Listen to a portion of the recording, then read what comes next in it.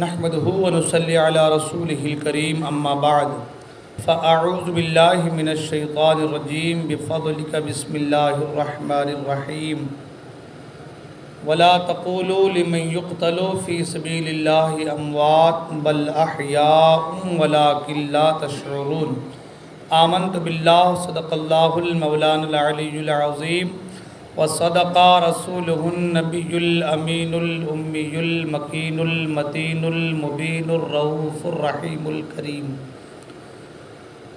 آئیے آپ اور ہم سب مل کر سب سے پہلے آقا کریم رؤوف الرحیم علیہ تحیت و تسلیم کی بارگاہ میں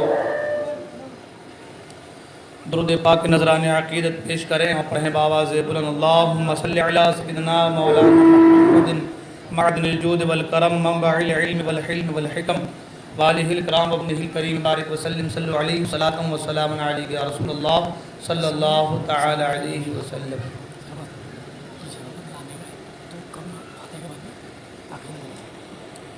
آئیے ایک کلام جو کہ میں نے جمعہ کے دن بھی پڑھا، بہت ہی پیارا کلام ہے اور سمجھنے والا کلام ہے، اور جو کربلا کی منظر کشی کرتا نظر آتا ہے، تو میں چاہتا ہوں کہ اس کلام کو آج میں پھر سے پڑھوں، آپ لوگ بغور سماعت کریں انشاءاللہ۔ اگر عشق محفوظ اور برقرار رہا تو انشاءاللہ بڑا لطف آئے گا۔ سماعت کریں حضرات، پورا مجمع ایک بار مچل کہہ دیں سبحان اللہ۔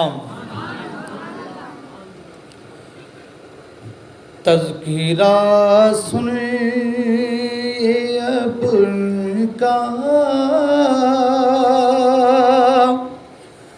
دل بیدار کے ساتھ، تذکرہ سنیں اب ان کا دل بیدار کے ساتھ، ہے جنہیں خاص قرابت شہ ابرار کے ساتھ، ہے جنہیں خاص قرابت شہ ابرار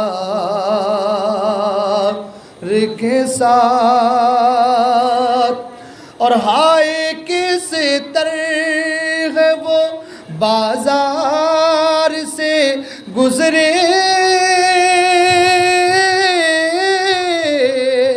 ہوں گے،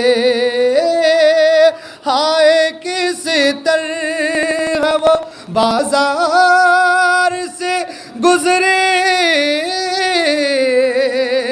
ہوں گے، نام تک جن کا نہ آیا کبھی بازار کے ساتھ، نام تک جن کا نہ آیا کبھی بازار کے ساتھ، اور بیڑیاں صدمہ سفر پیاس نقاہت، بیڑیاں صدمہ سفر پیاس نقاہت،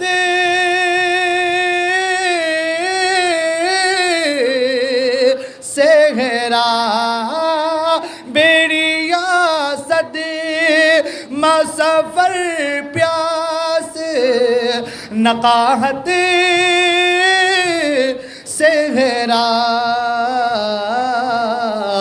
ظلم کیا کیا ظلم کیا کیا نہ ہوئے عابد بیمار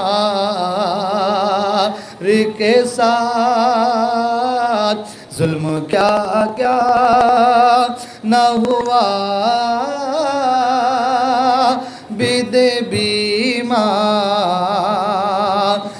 کے ساتھ، اور میرے سجاد تیرا درد بھلا دوں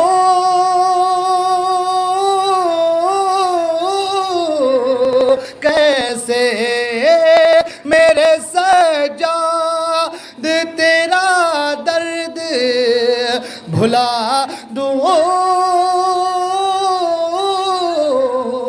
کیسے، سختیاں جھیلی سفر کی تینے بیمار کے ساتھ، سختیاں جھیلی سفر کی تینے بیمار کے ساتھ، اور بولے عباس کہ ہم لوگ ہیں میدان کے دھنی، بولے عباس کہ ہم لوگ ہیں میدان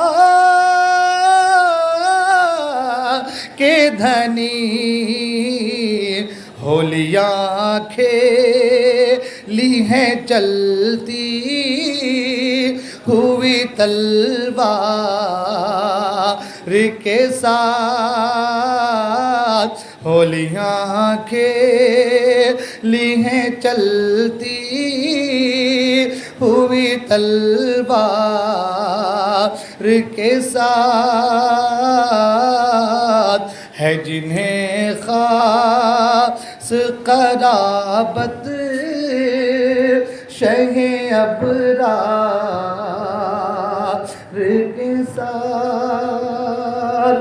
درود پاک میں اللہم صلی علی سیدنا مولانا محمد بارک وسلم صلی علیہ وسلم وسلام علیک یا رسول اللہ، صلاۃ و سلام علیک یا حبیب اللہ صلی اللہ تعالی علیہ وسلم۔ حضرات محترم،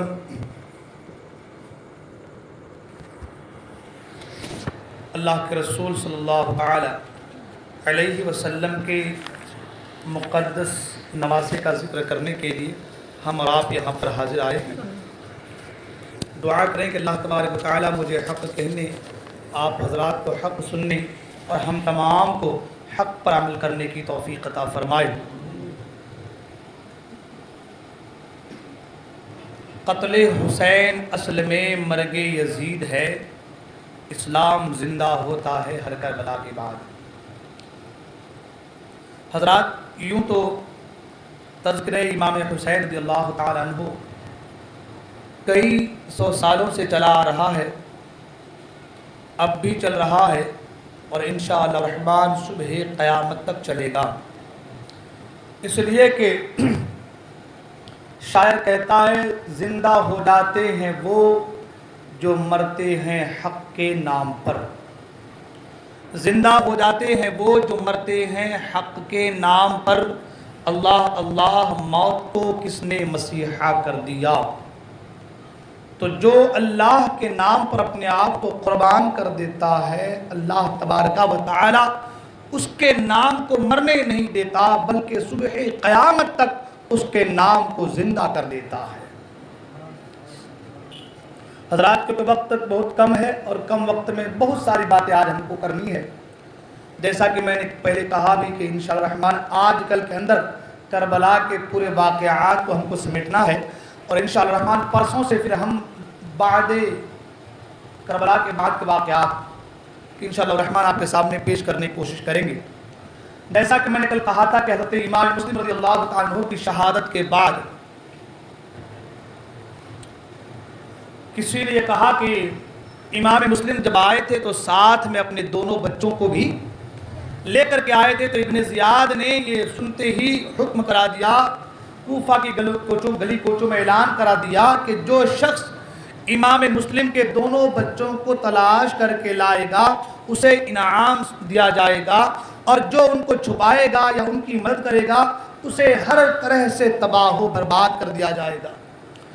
اس خبر نے پورے کوفہ میں ہلچل مچا دی۔ اب گلی کوچوں میں امام مسلم رضی اللہ تعالیٰ کے بچوں کی تلاش شروع ہو گئی۔ روایت میں ہے کہ امام مسلم رضی اللہ تعالیٰ کی شہادت کے بعد قاضی شریح نے دونوں بچوں کو اپنے سامنے بٹھایا۔ آنکھوں میں آنسو جاری تھے، آنکھوں سے آنسو جاری ہیں، اور شفقت و محبت سے دونوں بچوں کے سروں پر ہاتھ پھیر رہے ہیں۔ قاضی شریح کی حالت دیکھ کر دونوں صحابہ پوچھنے لگے، آپ کے اس طرح سے رونے کا سبب کیا ہے؟ قاضی شریح نے دونوں بچوں کو سینے سے لگایا اور چیخیں مار کر رونے لگا۔ امام مسلم کے دونوں بچے نے، جن کا نام محمد و ابراہیم تھا، وہ بھی رونے لگے اور روتے ہوئے پوچھا کہ قاضی صاحب خدا کے لیے بتا دو کہ ہمارے ابا جان کا کیا حشر ہوا؟ کیا ہم یتیم ہو گئے ہیں؟ کیا ہمارے سر سے باپ کا سایہ اٹھ گیا ہے؟ کیا ہم بے وارث ہو چکے ہیں؟ بتائیں تو صحیح آخر بات کیا ہے؟ یہ الفاظ کا سننا تھا کہ ان دردناک الفاظ نے قاضی شریح کے ضبط و پیمان کو، جو ضبط اور پیمان کے اندر تھا، وہ چھلک کر باہر آ گیا اور بے ساختہ پکار کر کہا، اے شہزادو، ہاں تمہارے سر سے تمہارے باپ کا سایہ اٹھ چکا ہے اور اب تم دونوں بھائی یتیم ہو چکے ہو، لیکن اے دونوں صاحبزادے، گھبرانے کی ضرورت نہیں ہے۔ دونوں بچوں کو سینے سے لگایا، سمجھایا اور سب کہا کہ صبر سے کام لو، زیادہ رونے کی ضرورت نہیں ہے، اس لیے کہ ابن زیاد کے سپاہی تمہارے تلاش میں ہیں۔ اگر تمہارے رونے کی آواز کو سن لیں یا تمہاری انہیں بھنک بھی لگ جائے تو تمہیں پکڑ کر لے کر چلے جائیں گے۔ میں چاہتا ہوں کہ کسی بھی طریقے سے تمہیں مدینہ روانہ کر دوں۔ قاضی شریح نے اپنے بیٹے اسد کو بلایا اور بلا کر کہا کہ میں نے سنا ہے کہ آج کوفہ کے دروازے عراقین سے ایک قافلہ مدینہ منورہ کے لیے روانہ ہونے والا ہے، تم ان دونوں بچوں کو احتیاط سے لے جاؤ اور کسی طریقے سے نیک محب اہل بیت کے سپرد کر دو کہ وہ ان دونوں کو مدینہ منورہ پہنچا دیں۔ اس کے بعد قاضی شریح نے دونوں بچوں کی کمر سے 50 دینار باندھے اور انہیں اسد کے ساتھ روانہ کر دیا۔ اسد جس وقت ان دونوں بچوں کو لے کر کے دروازے عراقین پر پہنچا تو قافلہ روانہ ہو چکا تھا۔ گرد قافلے کی نظر آ رہی تھی، گرد و غبار نظر آ رہا تھا۔ اسد نے ان دونوں بھائیوں سے کہا، دیکھو وہ قافلہ جا رہا ہے، تم لوگ تیزی کے ساتھ جا کر کے قافلے میں شریک ہو جاؤ۔ اسد دونوں بھائیوں کو روانہ کر کے گھر واپس آ گیا۔ حالانکہ اسد کو چاہیے تو یہ تھا کہ دونوں بچوں کو تیز لے کر کے چلتے اور جا کر کے قافلے کے ساتھ ملا کر کے آتے، مگر مرضی مولا از ہما اولا، اللہ کی مرضی جو ٹھہری، اللہ کی مرضی میں ان دونوں بچوں کی شہادت بھی لکھی ہوئی تھی کہ تمہارے باپ شہادت کے جو ہے منصب سے سرفراز ہوئے ہیں، تو اے دونوں بچوں تمہیں بھی شہادت سرفراز ہونا ہے۔ اللہ اکبر۔ امام مسلم رضی اللہ تعالیٰ کے دونوں بچے کچھ دور چلے ہوں گے کہ قافلے کے جو گرد و غبار تھے وہ نظروں سے غائب ہو گئے۔ دونوں بچے راستہ بھول گئے، رات بھر پریشانی کے عالم میں ادھر ادھر گھومتے رہے کہ صبح ہو گئی۔ اتنے ابن زیاد کے وہ سپاہی جو کوفہ کے باہر اور کوفہ کے اندر جو ہے ان دونوں بچوں کی تلاش میں سرگرداں تھے، انہوں نے امام مسلم رضی اللہ تعالیٰ کے ان دونوں صحابزادوں کی تلاش میں جو مصروف تھے دونوں کو پکڑ لیا اور گرفتار کر کے جو ہے ان دونوں کو کوتوال کے سامنے پیش کر دیا۔ کوتوال دشمن اہل بیت تھا، اس نے اسی وقت ان بچوں کو ابن زیاد کے سامنے لا کر کے حاضر کر دیا۔ ابن زیاد نے اسی وقت حکم دیا کہ ان دونوں بچوں کو جیل خانے بند کر دیا جائے اور داروغہ جیل کے نام ایک خط لکھا کہ یہ دونوں مسلم کے فرزند ہیں، ان کے باپ کے قتل کے بعد انہیں بمشکل گرفتار کیا گیا ہے، لہذا انہیں خاص نگرانی میں رکھو۔ میں یزید کو خط لکھتا ہوں اور وہ جیسا حکم دے گا اس پر میں عمل کروں گا، اور اگر وہ حکم دے گا تو میں اس دونوں بچوں کو قتل کروں گا۔ اور پھر دونوں بچوں کو جو ہے داروغہ جیل کے سپرد کر کے جیل کے اندر داخل کر دیا گیا۔ اتفاق سے جیل کا جو داروغہ تھا جس کا نام مشکور کتابوں میں درج ہے، جس کا نام مشکور ہے، وہ بہت ہی نہایت ہی نیک اور محب اہل بیت تھا۔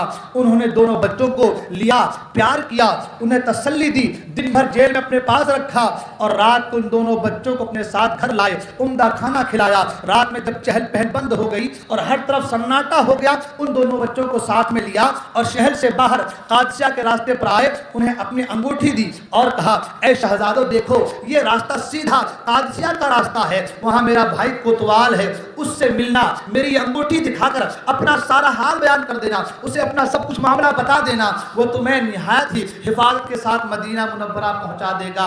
امام مسلم رضی اللہ عنہ کے دونوں صاحبزادے حضرت مشکور کو دعائیں دیتے ہوئے قادسیہ کے راستے پر چل پڑے، رات بھر چلتے رہے، صبح ہوئی تو اپنے آپ کو دونوں بھائیوں نے قادسیہ کے اسی راستے پر اسی مقام پر پایا جہاں سے وہ لوگ چلے تھے۔ اللہ اکبر، مرضی مولا کچھ اور ہے، ایک رات بچے چل رہے ہیں، ساری رات چل رہے ہیں، لیکن جب صبح ہوتی ہے تو بچے وہیں نظر آتے ہیں، دوسری رات پھر سے چل رہے ہیں، ساری رات چلتے ہیں، جب صبح ہوتی ہے اپنے آپ کو وہی نظر پاتے ہیں، پاؤں پہ چھالے پڑ گئے ہیں، اب مزید چلنے کی طاقت نہیں ہے، اب تاب و تمام بچے کے اندر نہیں کہ بچہ چلے، اس لیے کہ ساری رات چلنا، چھوٹے چھوٹے بچے ساری رات چلنا یہ کوئی معمولی بات تو نہیں ہے۔ اور آج کل کا راستہ بھی نہیں ہے کہ جو بالکل پلین ہو، آج کل کا راستہ بھی نہیں ہے جو بالکل پکی ہو، وہ زمانہ اس دور کا راستہ کانٹے بھی تھے، جھاڑیاں بھی تھی، درخت بھی تھے، صحرا بھی، یہ ساری باتیں تھی۔ اللہ اکبر، بچے چل رہے ہیں، چلتے تھکن کی وجہ سے چل نہیں پا رہے ہیں، کبھی پاؤں میں کانٹے چبھ رہے ہیں، کبھی پاؤں میں چھالے پڑ جا رہے ہیں۔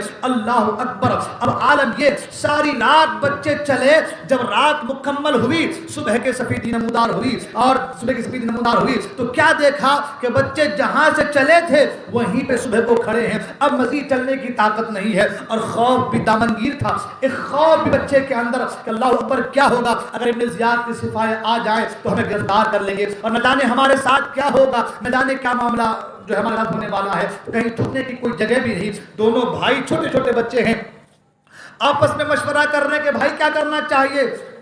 دونوں بھائی ایسا کرتے ہیں، کہیں چھپ جاتے ہیں، رات ہوگی تو پھر سے سفر شروع کر دیں گے، رات ہوگی تو پھر سے سوچیں گے۔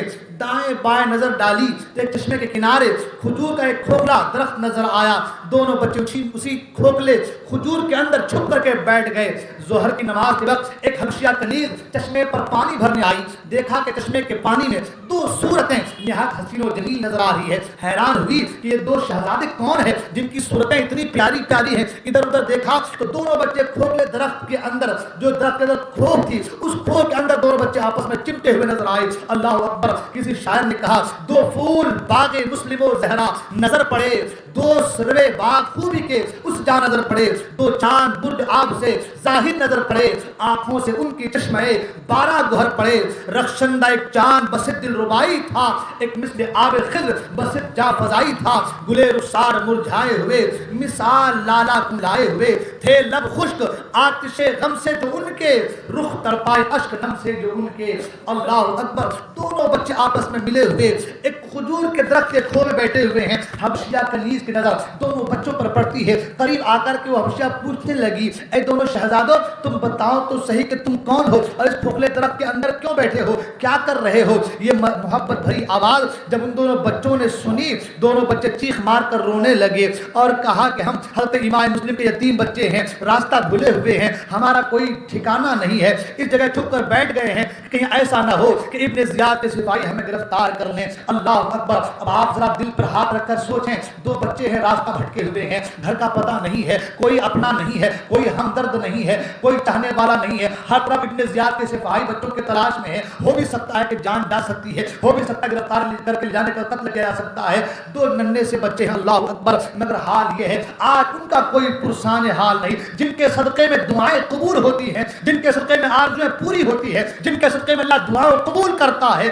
آج نبی کے گھرانے والے وہ دو چھوٹے چھوٹے بچے ایک درخت کی کھو میں جو ہے اپنے آپ کو چھپائے ہوئے ہیں۔ کنیز نے کہا شہزادو غم کرنے کی ضرورت نہیں ہے، غم نہ کھاؤ، میں جس خاتون محترم کی کنیز ہوں وہ اہل بیت اطہار کی سچی جانثار ہے، آؤ کہ میں تمہیں ان کے پاس لے کر کے چلوں۔ چنانچہ دونوں صاحبزادوں کو لیا اور گھر لا کر اپنی مالکہ سے کہا بی بی صاحبہ مبارک ہو کہ میں امام مسلم کے فرزندوں کو تمہارے یہاں لے کر کے آئی ہوں۔ اللہ اکبر، یہ خوشخبری سن کر اس محترم خاتون نے کہا اے میری کنیز، اس احسان کے بدلے میں نے اس احسان کے بدلے بولے تو نے دونوں بچوں کو امام مسلم کے دونوں بچوں کو لے کر کے میرے پاس آئی ہے، اس احسان کے بدلے میں تمام ساز و سامان کے تجھے آزاد کرتا ہوں، جا آج سے تو آزاد ہے۔ اللہ اکبر۔ ایک طرف ہے تو کوئی غدار ہے، ایک طرف ہے تو کوئی وفادار ہے، کوئی بچانے والا نظر آ رہا ہے تو کوئی مارنے والا نظر آ رہا ہے، کوئی صدقوں کرنے والا نظر آ رہا ہے تو کوئی سینے سے لگانے والا نظر آ رہا ہے۔ کسی شاعر نے کہا گھر میں حارث کے جو وہ یوسف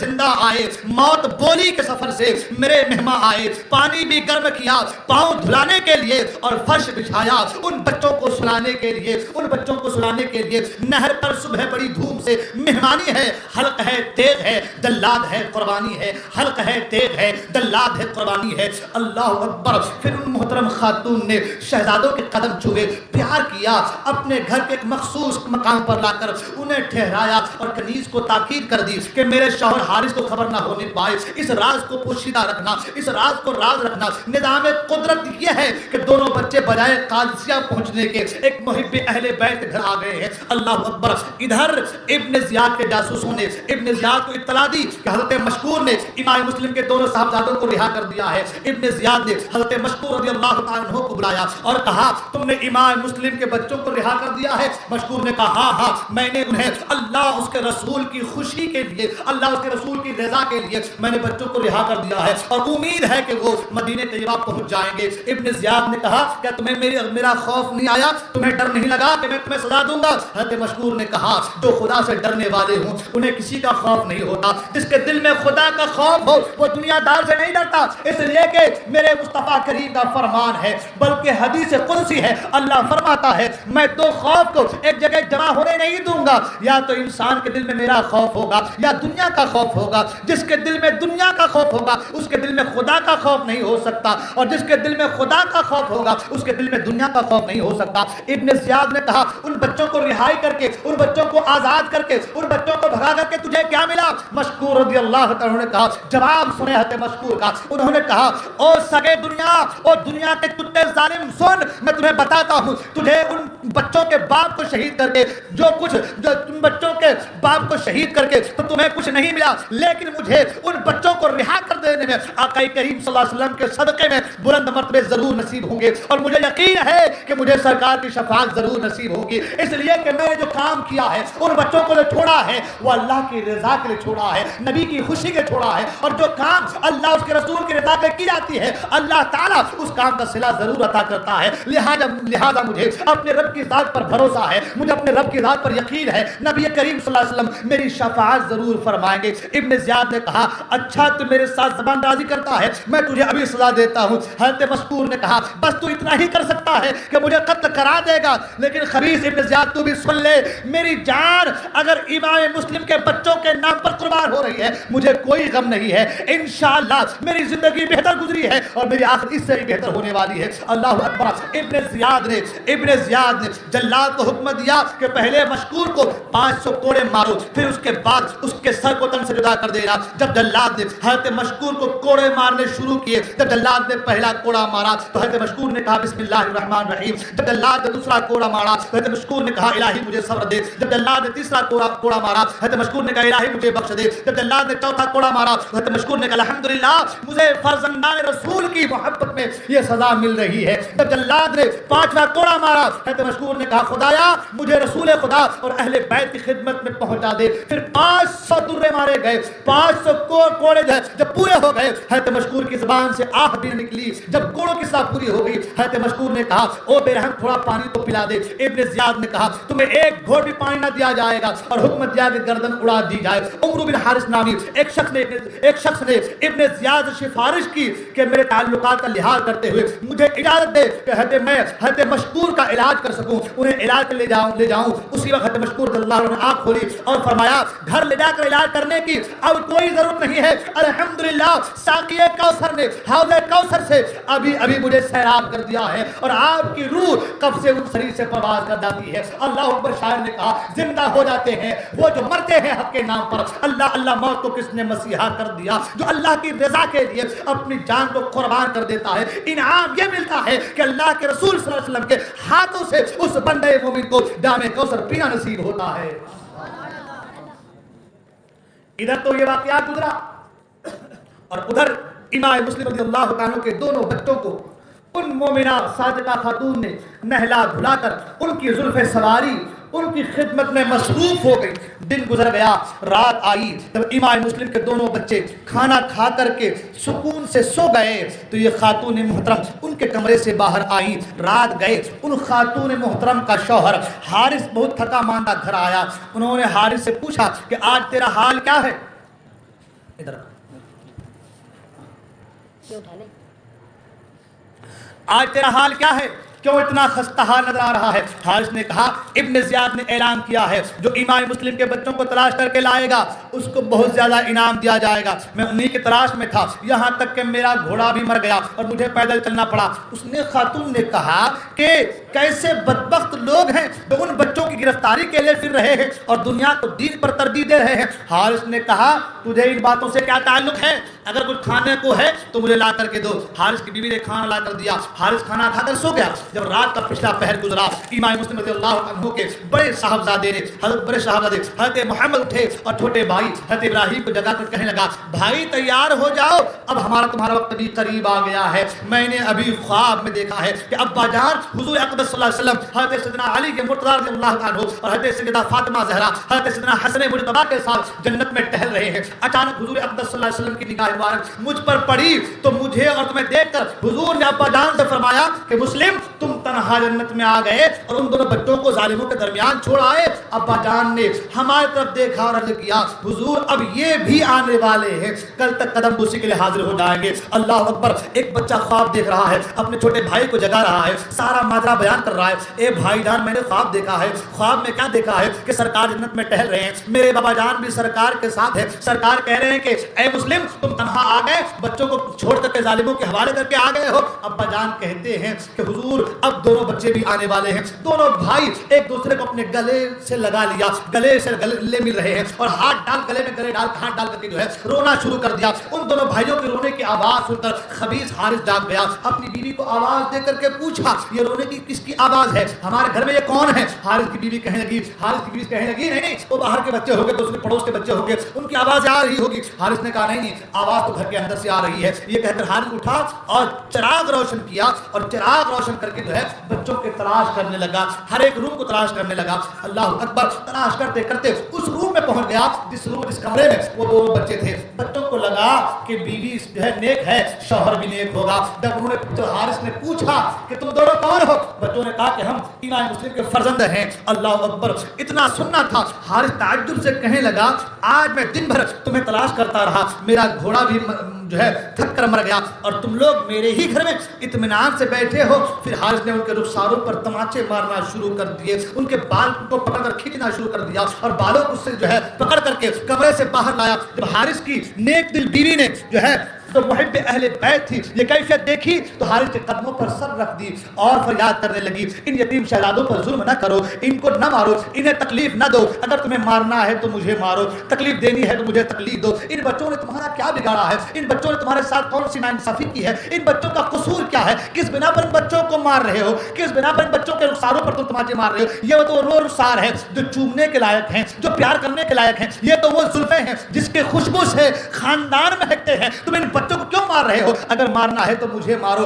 حارث نے جب دیکھا کہ میری بیوی ان بچوں سے بڑی پیار کرتی ہے، بڑی ہمدردی سے پیش آتی ہے تو اپنی بیوی کو بھی ڈانٹا اور کہا خبردار اگر جان کی خیر ہے تو دور رہ ورنہ دیکھنا میں تمہیں بھی نہیں چھوڑوں گا. اللہ اکبر. جب صبح ہوتی ہے تو حارث نے تلوار اٹھائی اور ان دونوں بھائیوں کو لے کر کے دریائے فرات کی جانب روانہ ہوا. حارث کی بیوی پیچھے پیچھے روتی ہوئی چلی جا رہی ہے اور بار بار بڑی منتیں اور سماجتیں کر رہی ہے. اے حارث اللہ کے لیے خدا کے واسطے اللہ سے ڈرو اور امام مسلم کے یتیم بچوں پر رحم کرو. اللہ اکبر. مگر وہ جن کے دل سقی ہو گئے تھے، جن کے دلوں میں بدبختی کی مہر لگ گئی ہوگی، جو شقاوت قلب کی وجہ سے جن کے دل جو ہے پتھر جیسے ہو گئے ہوں گے، وہ ان کو کیا ان چیزوں کی خبر ہے؟ انہیں اچھے برے کی کیا تمیز ہے؟ کسی شاعر نے کہا ہے جس وقت نمودار ہوئے صبح کے آثار پھر لے کے چلا ہائے یتیموں کو جفاکار. چلاتی چلی پیچھے وہ ضعیفہ جگر افکار. بن باپ کے بیٹے ہیں ظالم تو انہیں مت مار، بن باپ کے بیٹے ہیں ظالم تو انہیں مت مار، کیوں فاطمہ زہرا کو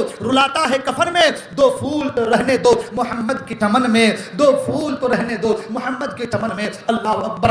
حارث نے بیوی کو پھر ڈانٹا اور مارنے کے دوڑا، حارث کی بیوی سہم کر رک گئی، یہاں تک کہ حارث ان دونوں بھائیوں کو لے کر کے دریائے فرات کے قریب پہنچ گیا۔ حارث کا ایک خانہ زاد غلام تھا جو اس کے بیٹے کا رضاعی بھائی بھی تھا، جب اسے حالات معلوم ہوئے وہ دوڑتا ہوا آیا، حارث نے اسے تلوار دی اور کہا کہ جا ان دونوں بچوں کے سر کاٹ دے۔ غلام نے تلوار لے کر کہا خبیث، کس دل سے تو نے مجھے ان کے قتل کرنے کا حکم دیا ہے؟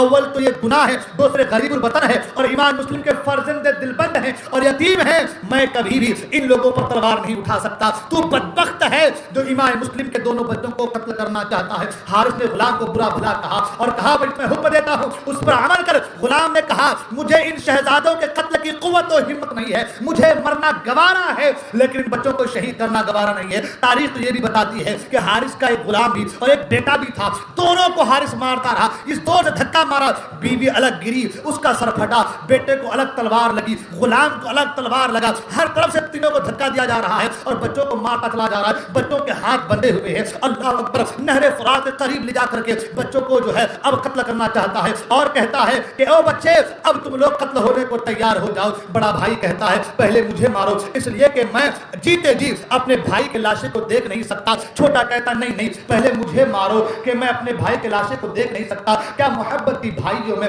بڑا کہہ رہا ہے پہلے مجھے مارو، چھوٹا کہہ رہا ہے پہلے مجھے قتل کرو۔ ان کو شوق شہادت کیسی تھی، ان کو جذبہ شہادت کیسی تھی، یہ مرنے سے ڈرتے نہیں تھے، اس لیے کہ ان کو پتا تھا زندہ ہو جاتے ہیں وہ جو مرتے ہیں حق کے نام پر۔ اللہ اللہ کی موت میں کس کو اللہ اللہ جو ہے موت میں اللہ اللہ کس نے موت کو مسیحا کر دیا؟ قرآن کہتا ہے وَلَا تَقُولُوا لِمَنْ يُقْتَلُ فِي سَبِيلِ اللَّهِ أَمْوَاتٌ بَلْ أَحْيَاءٌ وَلَٰكِن لَا تَشْعُرُونَ۔ جو اللہ کے نام میں شہید کیے جائیں، قتل کیے جائیں، انہیں مردہ نہ کہو، وہ زندہ ہے، تمہیں ان کی خبر نہیں ہے، تمہیں ان کی زندگی کے بارے شعور نہیں ہے۔ پتہ یہ چلا کہ ان لوگوں کے دلوں میں جذبہ شہادت تھی، شوق شہادت تھی، یہ لوگ مرنے سے ڈرتے نہیں تھے۔ حارث نے کہا اچھا تو تم لوگ ایک دوسرے کو آگے بڑھانا چاہتے ہو اور ایک دوسرے کے تعلق سے کہتے ہو کہ پہلے مجھے قتل کرو، پہلے مجھے شہید کرو، جاؤ میں تم دونوں کو ایک ساتھ شہید کرتا ہوں۔ اللہ اکبر۔ اس طریقے سے تلوار چلائی کہ دونوں بچوں کے سروں کو تن سے جدا کر دیا، اور جب سروں کو تن سے جدا کر دیا تو دھڑوں کو لے کر کے دریائے فرات میں ڈال دیا اور سروں کو ایک جو ہے ایک جھولی میں لے کر کے ابن زیاد کے پاس آیا۔ سوچا کہ بھائی ابن زیاد کے پاس سروں کو لے کر کے جا رہا ہوں، بڑے انعام سے نوازا جاؤں گا، بڑا انعام مجھے دیا جائے گا، اس لیے کہ ابن زیاد کا فرمان تھا کہ جو بھی امام مسلم کے بچوں کے سروں کو لائے گا، جو بھی امام مسلم کے بچوں کے سروں کو لائے گا اسے انعام سے نوازا جائے گا۔ اللہ اکبر۔ حارث دونوں سروں کو لایا اور ابن زیاد کے سامنے تشت میں دونوں بچوں کے سروں کو رکھ دیا۔ ابن زیاد نے پوچھا یہ کن کے جگر گوشوں کے سر ہیں؟ حارث نے کہا مسلم بن عقیل کے بچوں کے سر ہیں۔ ان دونوں شہزادوں کے سروں کو دیکھ کر ان کے چہرے کی نورانیت ختم ہو گئی۔ ابن زیاد نے پوچھا ظالم تجھے کس نے کہا تھا بچوں کو شہید کرنے کے لیے؟ حارث نے کہا تمہارا حکم تھا کہ بچوں کو لے کر کے آؤ، میں بچوں کو لا رہا تھا، میری بیوی آگے آ گئی تھی، میرا غلام سامنے آ گیا تھا، میرا بیٹا سامنے آ گیا تھا، اگر میں بچوں کو نہ مارتا تو وہ لوگ بچوں کو لانے نہ دیتے، اس لیے میں سروں کو لے کر کے آیا ہوں۔ ابن زیاد نے کہا حارث تجھے تو مجھے خبر کرنی چاہیے تھی، میں سواری بھیج دیتا، میں کچھ سپاہی کو بھیج دیتا، تم نے بچوں کو مار کر کے سر کو تم لے کر کے آئے ہو۔ اگر یزید نے مجھ سے بچوں کو مانگ لیا تو میں کیا جواب دوں گا؟ اگر یزید نے مجھ سے بچوں کو مانگ لیا تو میں کیا جواب دوں گا؟ تو نے یہ کام کیسے کر دیا؟ لہذا اب تمہیں اس کی قیمت جو ہے چکانی پڑے گی۔ سرکار کی حدیث ہے، فرماتے ہیں آقا کریم صلی اللہ علیہ وسلم کما تدین و تدان، تم جیسا کرو گے ویسا ہی بھرو گے، تم جیسا کرو گے ویسا ہی صلہ پاؤ گے۔ حارث نے بچوں کے سروں کو تن سے جدا کر دیا۔ ادھر ابن زیاد نے حکم دیا کون ہے جو اسے پکڑ کر کے لے جائے، اور جس طریقے سے اس نے دونوں بچوں کے سروں کو تن سے جدا کیا ہے اس کے بھی سر کو تن سے جدا کر دے۔ ایک مقاتل نام کا انسان تھا جو کہ محب اہل بیت تھا، اس نے کہا کہ ابن زیاد اس کو میرے حوالے کر دو تاکہ اسے میں موت کا مزہ چکھاؤں۔ یہ مقاتل جو ہے حارث کو لے کر کے جو ہے باندھ کر کے جو ہے نہر فرات کے قریب پہنچا، اور نہر فرات کے قریب جانے کے بعد سب سے پہلے اس کے ایک ہاتھ کاٹے، پھر دوسرا ہاتھ کاٹا، پھر ایک پاؤں کاٹے، پھر دوسرا پاؤں کاٹا، پھر پیٹ کو چیر کر کے ہاتھ پاؤں کاٹ کر کے پیٹ کے اندر داخل کر دیا، اور داخل کرنے کے بعد پھر اس کے بعد سر کو تن سے جدا کر دیا۔ میں نے کہا نا سرکار کی حدیث ہے کما تدین تدان، تم جیسا کرو گے، اگر تم کسی پر ظلم کرو گے تو تمہارے ساتھ بھی ویسا ہی ہونے والا ہے۔ اس لیے کہ جو رحم نہیں کرتا اللہ تعالیٰ اس پر رحم نہیں کرتا، من لا یرحم لا یرحم، جو رحم نہیں کرتا اللہ اس پر رحم نہیں کرتا۔ اللہ اکبر۔ اب جب اس کے سر کو تن سے جدا کر دیا تو اب حال یہ ہے کہ اس کے لاشے کو لے کر کے دریائے فرات میں اس کے لاشے کو جو ہے گاڑ دیا گیا، تو زمین نے بھی قبول نہ کیا، اٹھا کر باہر پھینک دیا، دوبارہ گاڑا گیا، اٹھا کر باہر پھینک دیا، تیسری بار گاڑا گیا، اٹھا کر پھینک دیا، پانی میں ڈال رہے ہیں، پانی بھی قبول نہیں کر رہا، زمین میں گاڑ رہے ہیں، زمین بھی قبول نہیں کر رہا۔ افسوس یہ ہے نہ اس کے لاشے کو زمین قبول کر رہی ہے نہ پانی قبول کر رہا ہے۔ اب حال یہ کیا کیا جائے؟ مقاتل نے اس کے لاشے کو آگ لگا دی اور اس کے راک کو دھوئے میں اس کے جو ہے راک کو جو ہے ہوا میں اڑا دیا گیا۔ اللہ اکبر۔ بدبختوں کا ایسا ہی انجام ہوتا ہے، ظالموں کا ایسا ہی انجام ہوتا ہے۔ ادھر مقاتل نے دونوں بچوں کے شہزادوں کے جو ہے سروں کو لیا اور لے کر کے دھر سے ملانا چاہا۔ ابھی وہ دھر جو ہے پانی پر تیر رہے تھے، دھر میں ملانا چاہا، مگر حال دیکھیں سبحان اللہ، ان بچوں کی کرامتیں تو دیکھیں نا سبحان اللہ۔ ابھی جو ہے سروں کو جو ہے دھروں سے ملانا چاہتے ہیں، ابھی دریائے فرات کے قریب لے گئے ہیں، مگر کون سے بچے کے کون سے دھر تھے وہ خود بخود آ کر کے ان سروں سے مل گئے سبحان اللہ۔ وہ دھر جو ہے خود بخود آ کر کے ان سروں سے مل گئے سبحان اللہ۔ اللہ اکبر۔ یہی تو بات ہوتی ہے اللہ والوں کی، جو اللہ کی راہ میں اپنے آپ کو قربان کر دیتے ہیں، فنا کر دیتے ہیں، اللہ تعالیٰ انہیں زندہ جاوید بنا دیتا ہے۔ ایک روایت میں یہ بھی آیا ہے کہ جب ان کے سروں کو دھروں سے ملا دیا گیا تو ان دھروں کو اور سروں کو لے کر کے دریائے فرات کے باہر لا کر کے ان کی مزار بنائی گئی ہے، اور آج پوری دنیا جب دریائے فرات کے قریب جاتی ہے ان مزاروں پر حاضری دیتی ہے۔ جن مزاروں میں جو دفن کیے ہوئے بزرگ ہیں وہ امام مسلم رضی اللہ تعالیٰ کے وہ دونوں صاحبزادے ہیں۔ حضرات محترم، ان دونوں صاحبزادوں کے ادھر کی شہادت ہوتی ہے اور ادھر امام حسین رضی اللہ تعالیٰ کی مکہ سے روانگی ہوتی ہے۔ میں نے کل بھی کہا تھا کہ امام حسین رضی اللہ تعالیٰ مکے سے روانہ ہو چکے ہیں، امام مسلم کی شہادت ہو رہی ہے اور ساتھ ہی ساتھ امام مسلم رضی اللہ تعالیٰ کے دونوں بچوں کی شہادت ہو رہی ہے۔ اب امام حسین رضی اللہ تعالیٰ مکہ مکرمہ سے کوفے کے روانہ ہوئے ہیں۔ وہ کسی شاعر نے کہا، دنیا سے ہاتھ اٹھا لیے سبت رسول نے، دامن میں اپنے بھر لیے صبر و رضا کے پھول، تمہارے عزم و ارادے کی استقامت کو قدم قدم پہ شجاعت سلام کہتی ہے، قدم قدم پہ شجاعت سلام کہتی ہے۔ حضرات، حج پوری زندگی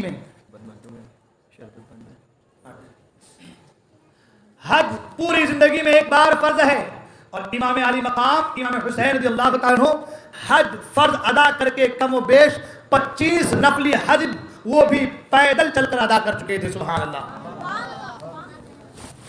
25 حج وہ بھی پیدل ادا کر چکے تھے سبحان اللہ۔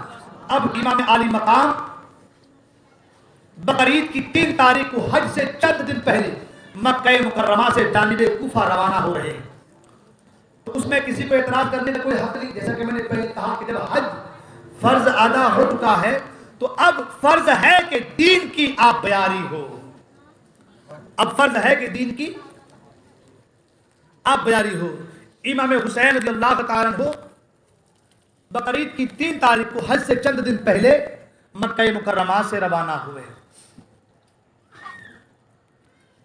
اور یزید کے اس گندے اور خطرناک منصوبے کو امام علی مقام رضی اللہ تعالیٰ عنہ نے اپنی نگاہ بصیرت سے دیکھ لیا، اور حج کے مبارک مسعود موقع پر اکابر صحابہ اکرام کی شدید اصرار کے باوجود رکنا پسند نہ فرمایا، کیونکہ امام علی مقام رضی اللہ تعالیٰ عنہ کو پتا تھا کہ اب مجھے کربلا جانا ضرور ہے۔ دین کی سلامتی، دین کی آپ بیاری اور دین کی ترقی کے لیے امام حسین کا کربلا پہنچنا زیادہ لازمی و ضروری تھا۔ امام علی مقام چلتے منزل بطن رومہ میں پہنچے تو حضرت قیس بن مسہر کو ایک خط دے کر مصلحتاً کوفہ روانہ کیا، اور اس میں لکھا کہ اے اہل کوفہ، مسلم بن عقیل کا خط ہمیں ملا جس سے معلوم ہوا کہ تم ہمارے متمنی ہو، لہذا میں عنقریب تمہارے پاس آ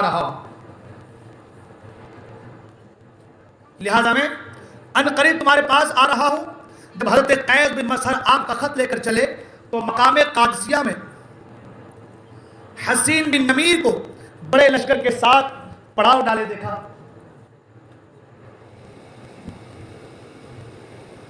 تو اس کا سبب معلوم کیا تو بتایا گیا کہ خفیہ نویسیوں کے ذریعے ابن زیاد کو معلوم ہو چکا ہے کہ امام علی مقام رضی اللہ تعالیٰ مکہ مکرمہ سے کوفہ کے روانہ ہو چکے ہیں، تو ابن زیاد کے حکم سے سارے راستوں پر تجربہ کار سپاہیوں کی چوکیاں بٹھا دی گئی ہیں. اس کی آ رہی؟ چلو رہتے پھر بھی آ رہی نا. ابن زیاد نے سب راستوں پر تجربہ کار سپاہیوں کی چوکیاں بٹھا دی ہیں. حضرت قیس بن مسہر اس واقعہ کو سن کر چاہتے تھے کہ پوشیدہ طور پر یہاں سے نکل جائیں، لیکن حسین بن نمیر نے آپ گرفتار کر لیا اور ابن زیاد کے پاس بھیج دیا. ابن زیاد نے قیس بن مسہر سے کہا کہ میں ایک شرط پر تمہیں چھوڑ سکتا ہوں کہ تم جمعہ کے دن کوفہ کے جامع مسجد کے منبر پر امام حسین کی برائی اور یزید کی تعریف کرو. قیس بن مسہر نے اقرار کر لیا، کہا ٹھیک ہے. مگر جب جمعہ کے روز آپ منبر پر چڑھے تو یزید کی قباحت بیان کرنا شروع کر دیا. سید الشہداء امام حسین رضی اللہ عنہ کی خوب تعریف و توصیف کی. ابن زیاد نے غصے میں آ کر آپ کو چھت پر چڑھایا اور تیسری منزل سے گرا کر آپ کو شہید کر دیا. امام علی مقام رضی اللہ عنہ منزل بطن الرما سے آگے بڑھے تو ایک کنویں پر حضرت عبداللہ بن مطیع سے ملاقات ہوئی. انہوں نے جب آپ کو دیکھا تو آپ کے پاس آئے، پوچھا ابن رسول اللہ صلی اللہ علیہ وسلم آپ پر میرے ماں باپ قربان، آپ کہاں تشریف لے جا رہے ہیں؟ آپ نے اپنے سفر کا مقصد بیان کیا. حضرت عبداللہ بن مطیع نے کہا اے ابن رسول اللہ، آپ کو حرمت اسلام، حرمت قریش اور حرمت عرب کا واسطہ دیتا ہوں کہ آپ کوفہ تشریف نہ لے جائیں، وہاں آپ یقین شہید کر دیے جائیں گے. آپ نے ارشاد فرمایا لن یصیبنا الا ما کتب اللہ لنا، ہمیں ہرگز کوئی تکلیف نہ پہنچے گی مگر وہی جو اللہ نے ہمارے لکھ دی ہے. اللہ نے جو ہمارے لکھ دی ہے وہ تکلیف تو آنی ہے، ورنہ اس کے علاوہ کوئی تکلیف ہمیں یقین رکھنا چاہیے، ایمان رکھنا چاہیے. قل لن یصیبنا الا ما کتب اللہ لنا، تکلیف ہمیں وہی پہنچے گی جو ہمارے نصیب میں ہے، اس کے علاوہ کوئی تکلیف ہمیں. اور اگر تکلیف نہیں ہے ہمارے نصیب میں تو چاہے آپ کتنا بھی کچھ کر لیں آپ پریشان. تو آپ نے فرمایا کہ ہمارے نصیب میں اگر ہے تو ہو کر رہے گا، اور اگر نہیں ہے تو یہ اللہ کا فضل ہے. امام علی مقام رضی اللہ عنہ مقام زود پر پہنچے تو بلندی پر ایک خیمہ لگا ہوا نظر آیا. آپ نے معلوم کرایا تو معلوم ہوا کہ حضرت زہیر بن قین بجلی ہیں جو حج کر کے آئے ہیں اور کوفہ جا رہے ہیں. امام حسین رضی اللہ تعالیٰ نے بلوایا. جب وہ آئے اور قافلہ اہل بیت کا منظر دیکھا تو اچانک انہیں ایک بات یاد آ گئی. حضرت زہیر بن قین کو جب یہ قافلہ دکھا اہل بیت اطہار کا تو اچانک ان کو ایک بات یاد آ گئی اور ان کا چہرہ خوشی سے چمکنے لگا. اپنے ساتھیوں سے کہا کہ میرا خیمہ امام کے خیمے کے قریب لگا دو، میرا خیمہ امام کے خیمے کے پاس لگا دو. پھر اپنے ساتھیوں سے فرمایا جسے شہادت کی تمنا ہو وہ میرے ساتھ رہے، جسے شہادت کی تمنا ہو وہ میرے ساتھ رہے، اور جو گھر جانا چاہتا ہے وہ چلا جائے. پھر اپنی بیوی صاحبہ کو بلا کر کہا میں امام پاک کے ساتھ جا رہا ہوں، زندگی کا اب کوئی اعتبار نہیں، لہذا تم میرے مال میں جتنا چاہو لے لو، میرے مال میں سے جتنا چاہو لے لو اور اپنے ماں باپ کے گھر چلی جاؤ. بیوی صاحبہ روتے ہوئے عرض کیا آپ امام عالی مقام کی خدمت کے لیے ان کے ساتھ جا رہے ہیں تو میں سیدہ فاطمہ زہرا رضی اللہ عنہا کی صحابزادیوں کی لونڈی بن کر کے کروں گی. مجھے بھی آپ کا ساتھ اور امام علی مقام کا ساتھ چھوڑنا مجھے بھی گوارا نہیں ہے. جب آپ مجھے اپنے ساتھ حج تک لے کر کے آئے، یہاں تک لے کر کے آئے، اب میں چاہتی ہوں کہ زندگی رہے تو آپ کے ساتھ رہے اور مروں تو بھی آپ کے ساتھ مروں، لہذا مجھے بھی اپنے ساتھ رکھیے، مجھے اپنے سے دور نہ کریں. امام علی مقام اور آگے بڑھے تو ایک منزل پر بعض لوگوں نے اس کا نام منزل شقوق اور بعض لوگوں نے منزل صعبہ بتایا ہے. ایک شخص کوفہ سے آتے ہوئے ملے، آپ نے انہیں تنہائی بلا کر کوفے کا حال پوچھا تو انہوں نے حضرت مسلم اور حضرت ہانی کی شہادت کا حال سنا کر بتایا کہ ان حضرات کے سروں کو دمشق بھیج دیا گیا ہے. آپ نے یہ سنتے ہی انا للہ و انا الیہ راجعون پڑھا. شاعر نے کہا جس دم یہ سنا شہنے مسافر کی زبانی، آنکھوں سے بہے اشک جگر ہو گیا پانی. فرمایا کہ راحت میں ہماری خلل آیا، منزل پہ نہ پہنچے کہ پیام اجل آیا.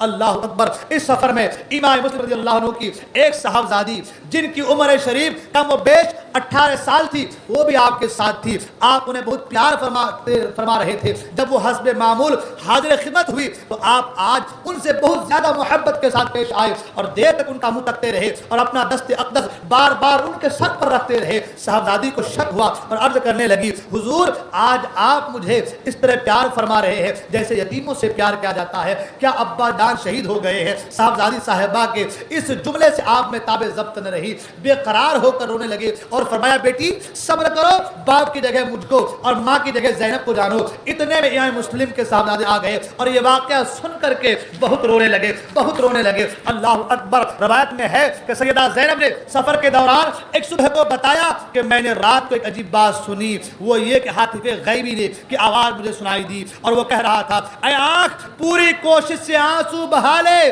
بھلا میرے بعد شہیدوں پر کون روئے گا، بھلا میرے بعد شہیدوں پر کون روئے گا، اس کے بعد اس گروہ پر کون روئے گا جو وعدہ پورا کرنے جا رہا ہے، جو وعدہ پورا کرنے جا رہا ہے۔ ان کلمات کو سن کر کے امام عالی مقام نے فرمایا یا اختاہو زینب ذاک الذی قضا فہو قائم، اے بہن زینب جو بات قضا و قدر میں ہے وہ ضرور ہو کر کے رہے گی، اے بہن زینب نہ گھبرا، جو قضا و قدر میں ہے وہ ضرور ہو کر کے رہنا ہے، اگر مرضی مولا یہی ہے تو ہمیں مرضی مولا کے آگے اپنے سر کو جھکانا ہے۔ روایت میں آیا ہے کہ مقام منزل صلبہ پر پہنچ کر کچھ دیر آرام کرنے کے لیے امام حسین رضی اللہ عنہ نیچے اترے اور نیند آ گئی، تھوڑی دیر میں روتے ہوئے بیدار ہوئے۔ حضرت زینب حضرت کلثوم نے حیرت سے رونے کی وجہ پوچھی تو آپ نے فرمایا ابھی نانا جان کو خواب میں دیکھا، فرما رہے اے میرے لخت جگر اب بہت جلد تم میرے پاس آنے والے ہو، بہت جلد تم میرے پاس آنے والے ہو۔ یہ خبر سنتے ہی میری آنکھ کھل گئی۔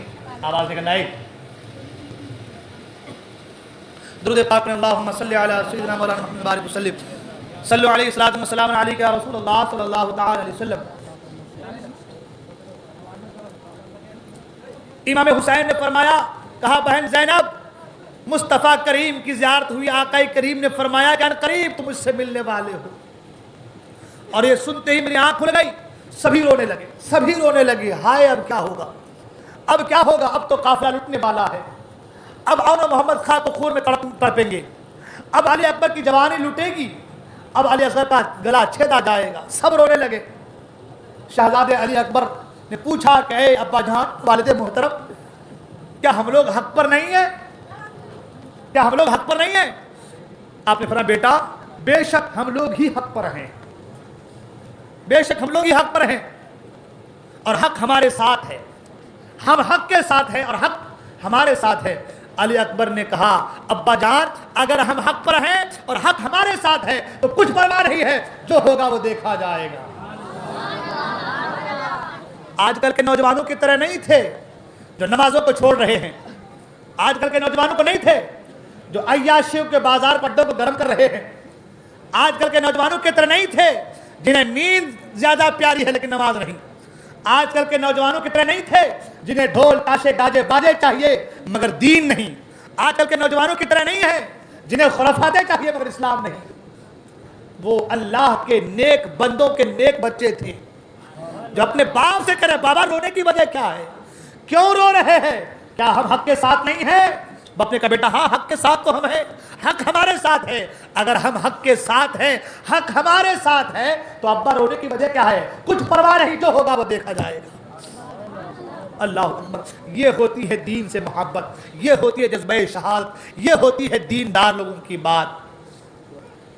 جب منزل صراط سے کچھ آگے بڑھے تو ٹھیک دوپہر کے وقت حضرت حر کا لشکر راستے ملا، اس لشکر نے آپ کو دیکھتے چاروں طرف سے آپ کے قافلے کو گھیر لیا۔ آپ نے آدمی بھیج کر معلوم کرا کہ دیکھو ذرا کون ہے، کیوں ہمارا راستہ روکا جا رہا ہے، کس کا لشکر ہے، کیا مقصد ہے اس کا، کیا ارادہ ہے، کیوں روکا جا رہا ہے۔ حضرت حر خود حاضر ہو گئے اور کہا کہ حضور میں ہوں اور یہ میرا لشکر ہے۔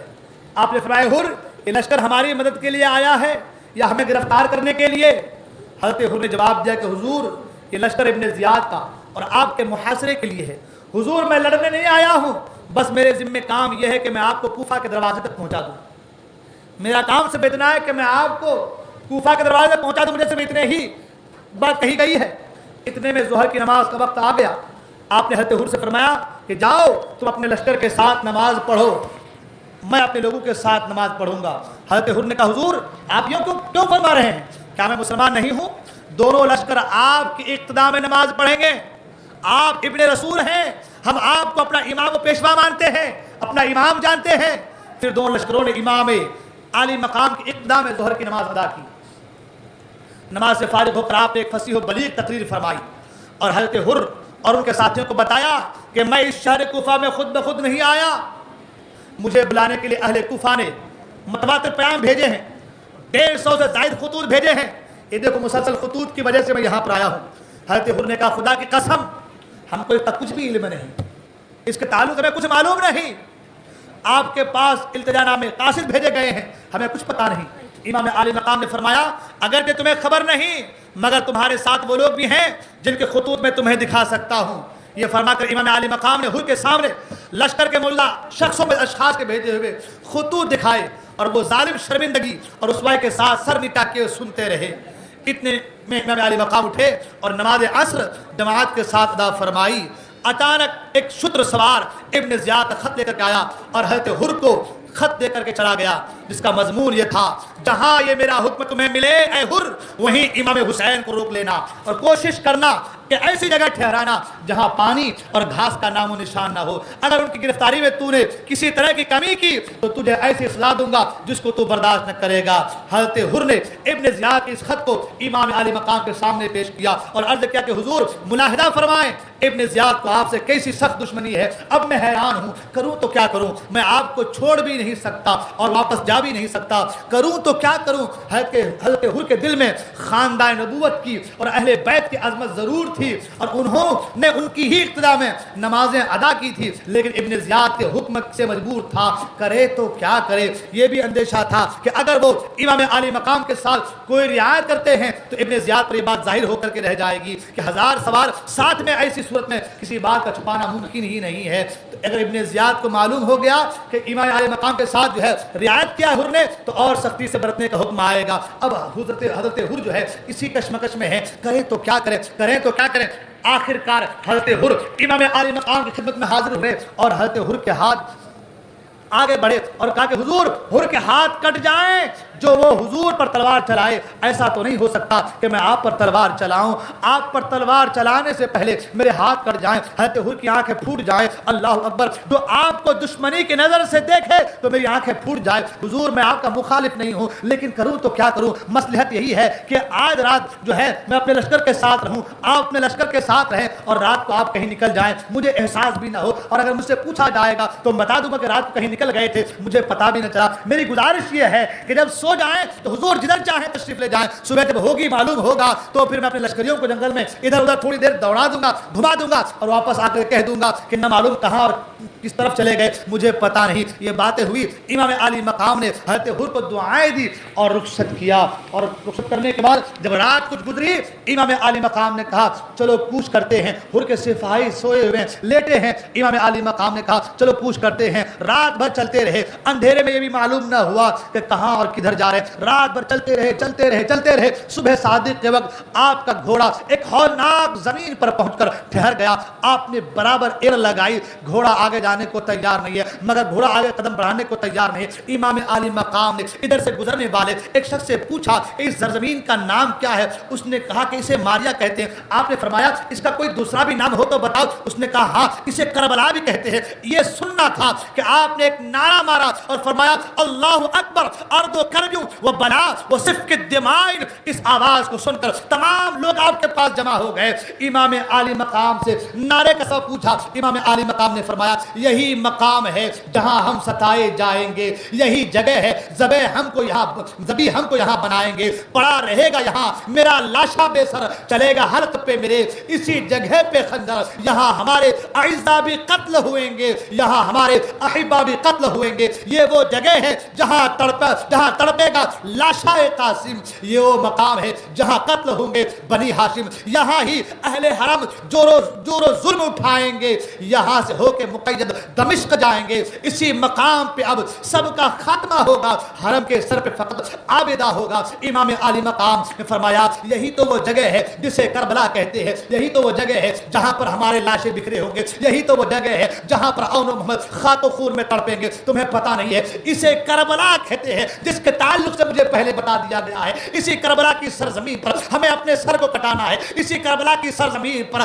نیزے سے علی اکبر کے جو ہے تیر علی اکبر کے جو ہے علی اکبر کے دل کو نکال کر کے سینے سے باہر کیا جائے گا. یہی وہ جگہ ہے کہ جس جگہ پر تیر مار کر کے جو ہے علی اصغر کے حلقوم کو چھیدا جائے گا. اللہ اکبر. امام علی مقام رضی اللہ عنہ جب کربلا پہنچے تو یہ محرم الحرام 61 ہجری کی 2 تاریخ تھی, جمعرات کا دن تھا. اور جیسا کہ آپ نے پڑھا کہ پوچھنے سے آپ کو بتایا گیا اس زمین کا نام کربلا ہے. سبحان اللہ. امام علی مقام رضی اللہ عنہ کربلا سے واقف تھے اور آپ کو معلوم تھا کہ کربلا ہی وہ جگہ ہے جہاں اہل بیت رسالت کو راہ حق میں اپنے خون کی ندیاں بہانی ہوں گی. لہذا امام علی مقام رضی اللہ تعالی دعا فرمائی, اللہم انی اعوذ بکا من الکرب والبلاء. اے اللہ ہم تجھ سے پناہ مانگتے ہیں کرب و بلا سے. اس کے بعد امام علی مقام نے اپنے احباب اور خاندان کا افراد سے فرمایا اسی جگہ ہمیں ٹھہرنا ہے, اسی جگہ ہمارے خون بہائے جائیں گے, ہماری قبریں بھی اسی جگہ بنائی جائیں گی. یہی وہ مقام ہے جس کے متعلق میرے نانا جان نے مجھے خبر دی ہے.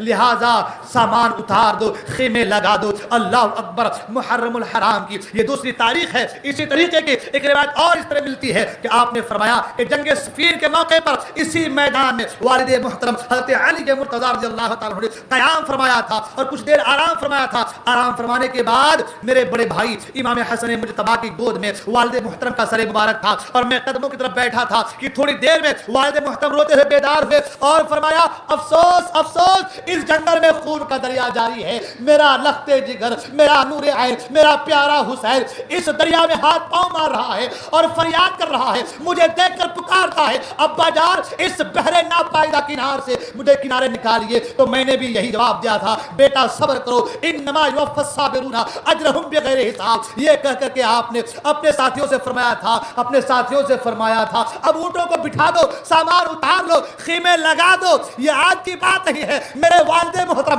علی مرتضیٰ نے کئی سال پہلے کہہ دیا ہے کہ اس زمین پر میرا حسین خاک و خون میں تڑپے گا. لہٰذا اے میرے مصاحبو اب سامان اتار دو, خیمے لگا دو, اونٹوں کو بٹھا دو, اب ہمیں یہیں رکنا ہے, اب ہمیں یہاں سے کہیں اور آگے جانا نہیں ہے. اس طریقے کی روایت اور بھی ملتی ہے کہ جب آپ کے ساتھیوں نے خیمے لگانے کے لیے میدان کربلا کا کوئی پتھر اٹھایا تو اس کے نیچے سے تازہ خون نکلا. اگر کہیں میخے گاڑی تو زمین سے تازہ خون ابلا, اگر کسی درخت کی کوئی شاخ توڑی تو اس سے بھی تازہ خون ٹپکا. اللہ اکبر. پھر تھوڑی دیر میں ایک زرد رنگ کی بڑی تیز آندھی آئی کہ آپ کے گیسوئے مشکے زرد ہو گئے. حضرت کلثوم نے مجھے کیفیت دیکھی تو بے قرار ہو کر رونے لگی اور کہنے لگی بھائی جان اس خوفناک جنگل سے کہیں اور دور چلتے ہیں, کہیں اور چلتے ہیں, یہاں بڑی وحشت معلوم ہو رہی ہے, یہ جنگل بڑا ڈراؤنا لگ رہا ہے. امام علی مقام نے اسے تسلی دی. پھر شہربانوں کو بلا کر فرمایا دیکھو جب تم اس جگہ مجھے گھوڑے سے زمین پر آتا دیکھو, میرے جسم کو تیر و تلوار نیزوں سے چور پاؤ تو خبردار ہرگز سر برہنہ نہ کرنا, سینہ اور ماتھا نہ کوٹنا. میرے نانا جان نے ارشاد فرمایا جس نے رخسار پیٹے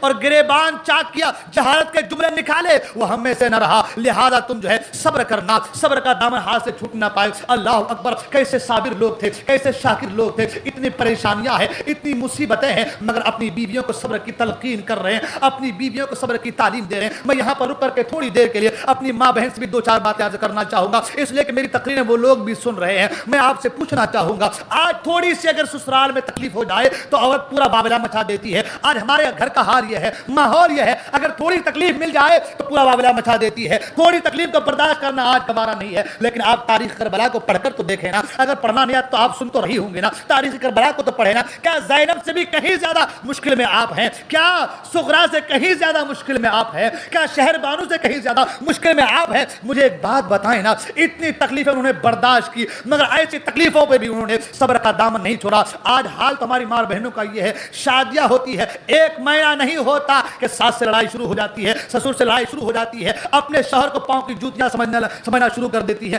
آج حال ہمارا اتنا برا ہو چکا ہے, تھوڑی تھوڑی باتوں پر لڑائی شروع ہو جاتی ہے. کوئی چیز مانگا گیا, اگر فرمائش کو پوری نہیں کی گئی تو پھر اپنے شوہر کے تعلق سے نازیبہ کلمات زبان پر آتے ہیں. میں پوچھنا چاہتا ہوں میری ماں بہنوں سے, تمہاری زندگی ایسی نہیں ہونی چاہیے. تمہیں حضرت فاطمہ زہرا اور فاطمہ کے بیٹیوں کا اور فاطمہ کے جو ہے بیٹیوں کا, بچوں کا, شہزادیوں کا, ان کی زندگیوں کا تمہیں مطالعہ کرنا چاہیے. کیسی صبر انہوں نے کی ہے, کیسی مشقتیں انہوں نے برداشت کی ہے, کیا کیا مصیبتوں کا انہوں نے سامنا کیا ہے. آج ہمارا حال یہ ہے, ہر گھر کا یہ حال ہے, ہر گھر کی یہ کہانی بن گئی ہے. چھوٹی چھوٹی باتوں میں لڑائی ہوتی ہے, چھوٹی چھوٹی باتوں میں جھگڑے ہوتے ہیں. میں آج کی بات نہیں کر رہا, آج سے آپ 25 سال 30 سال 40 سال پیچھے چلے جائیں, بلکہ میں نے اپنے بچپن میں بھی دیکھا ہے, اپنے بچپن کی بات کر رہا ہوں میں. آج سے 30 سال آپ پیچھے چلے جائیں, عورتوں پر اتنا ظلم ہوتا تھا, مارے جاتے تھے, ستائے جاتے تھے اور جو ہے کنویں سے پانی بھر کے نکالنا پڑتا تھا، سارا کام کرنا پڑتا تھا، چکی پیسنا پڑتا تھا، اپنے ہاتھ سے آٹے جو ہے گیہوں پیسنے پڑتے تھے، اتنی مشقتیں ہوتی تھی.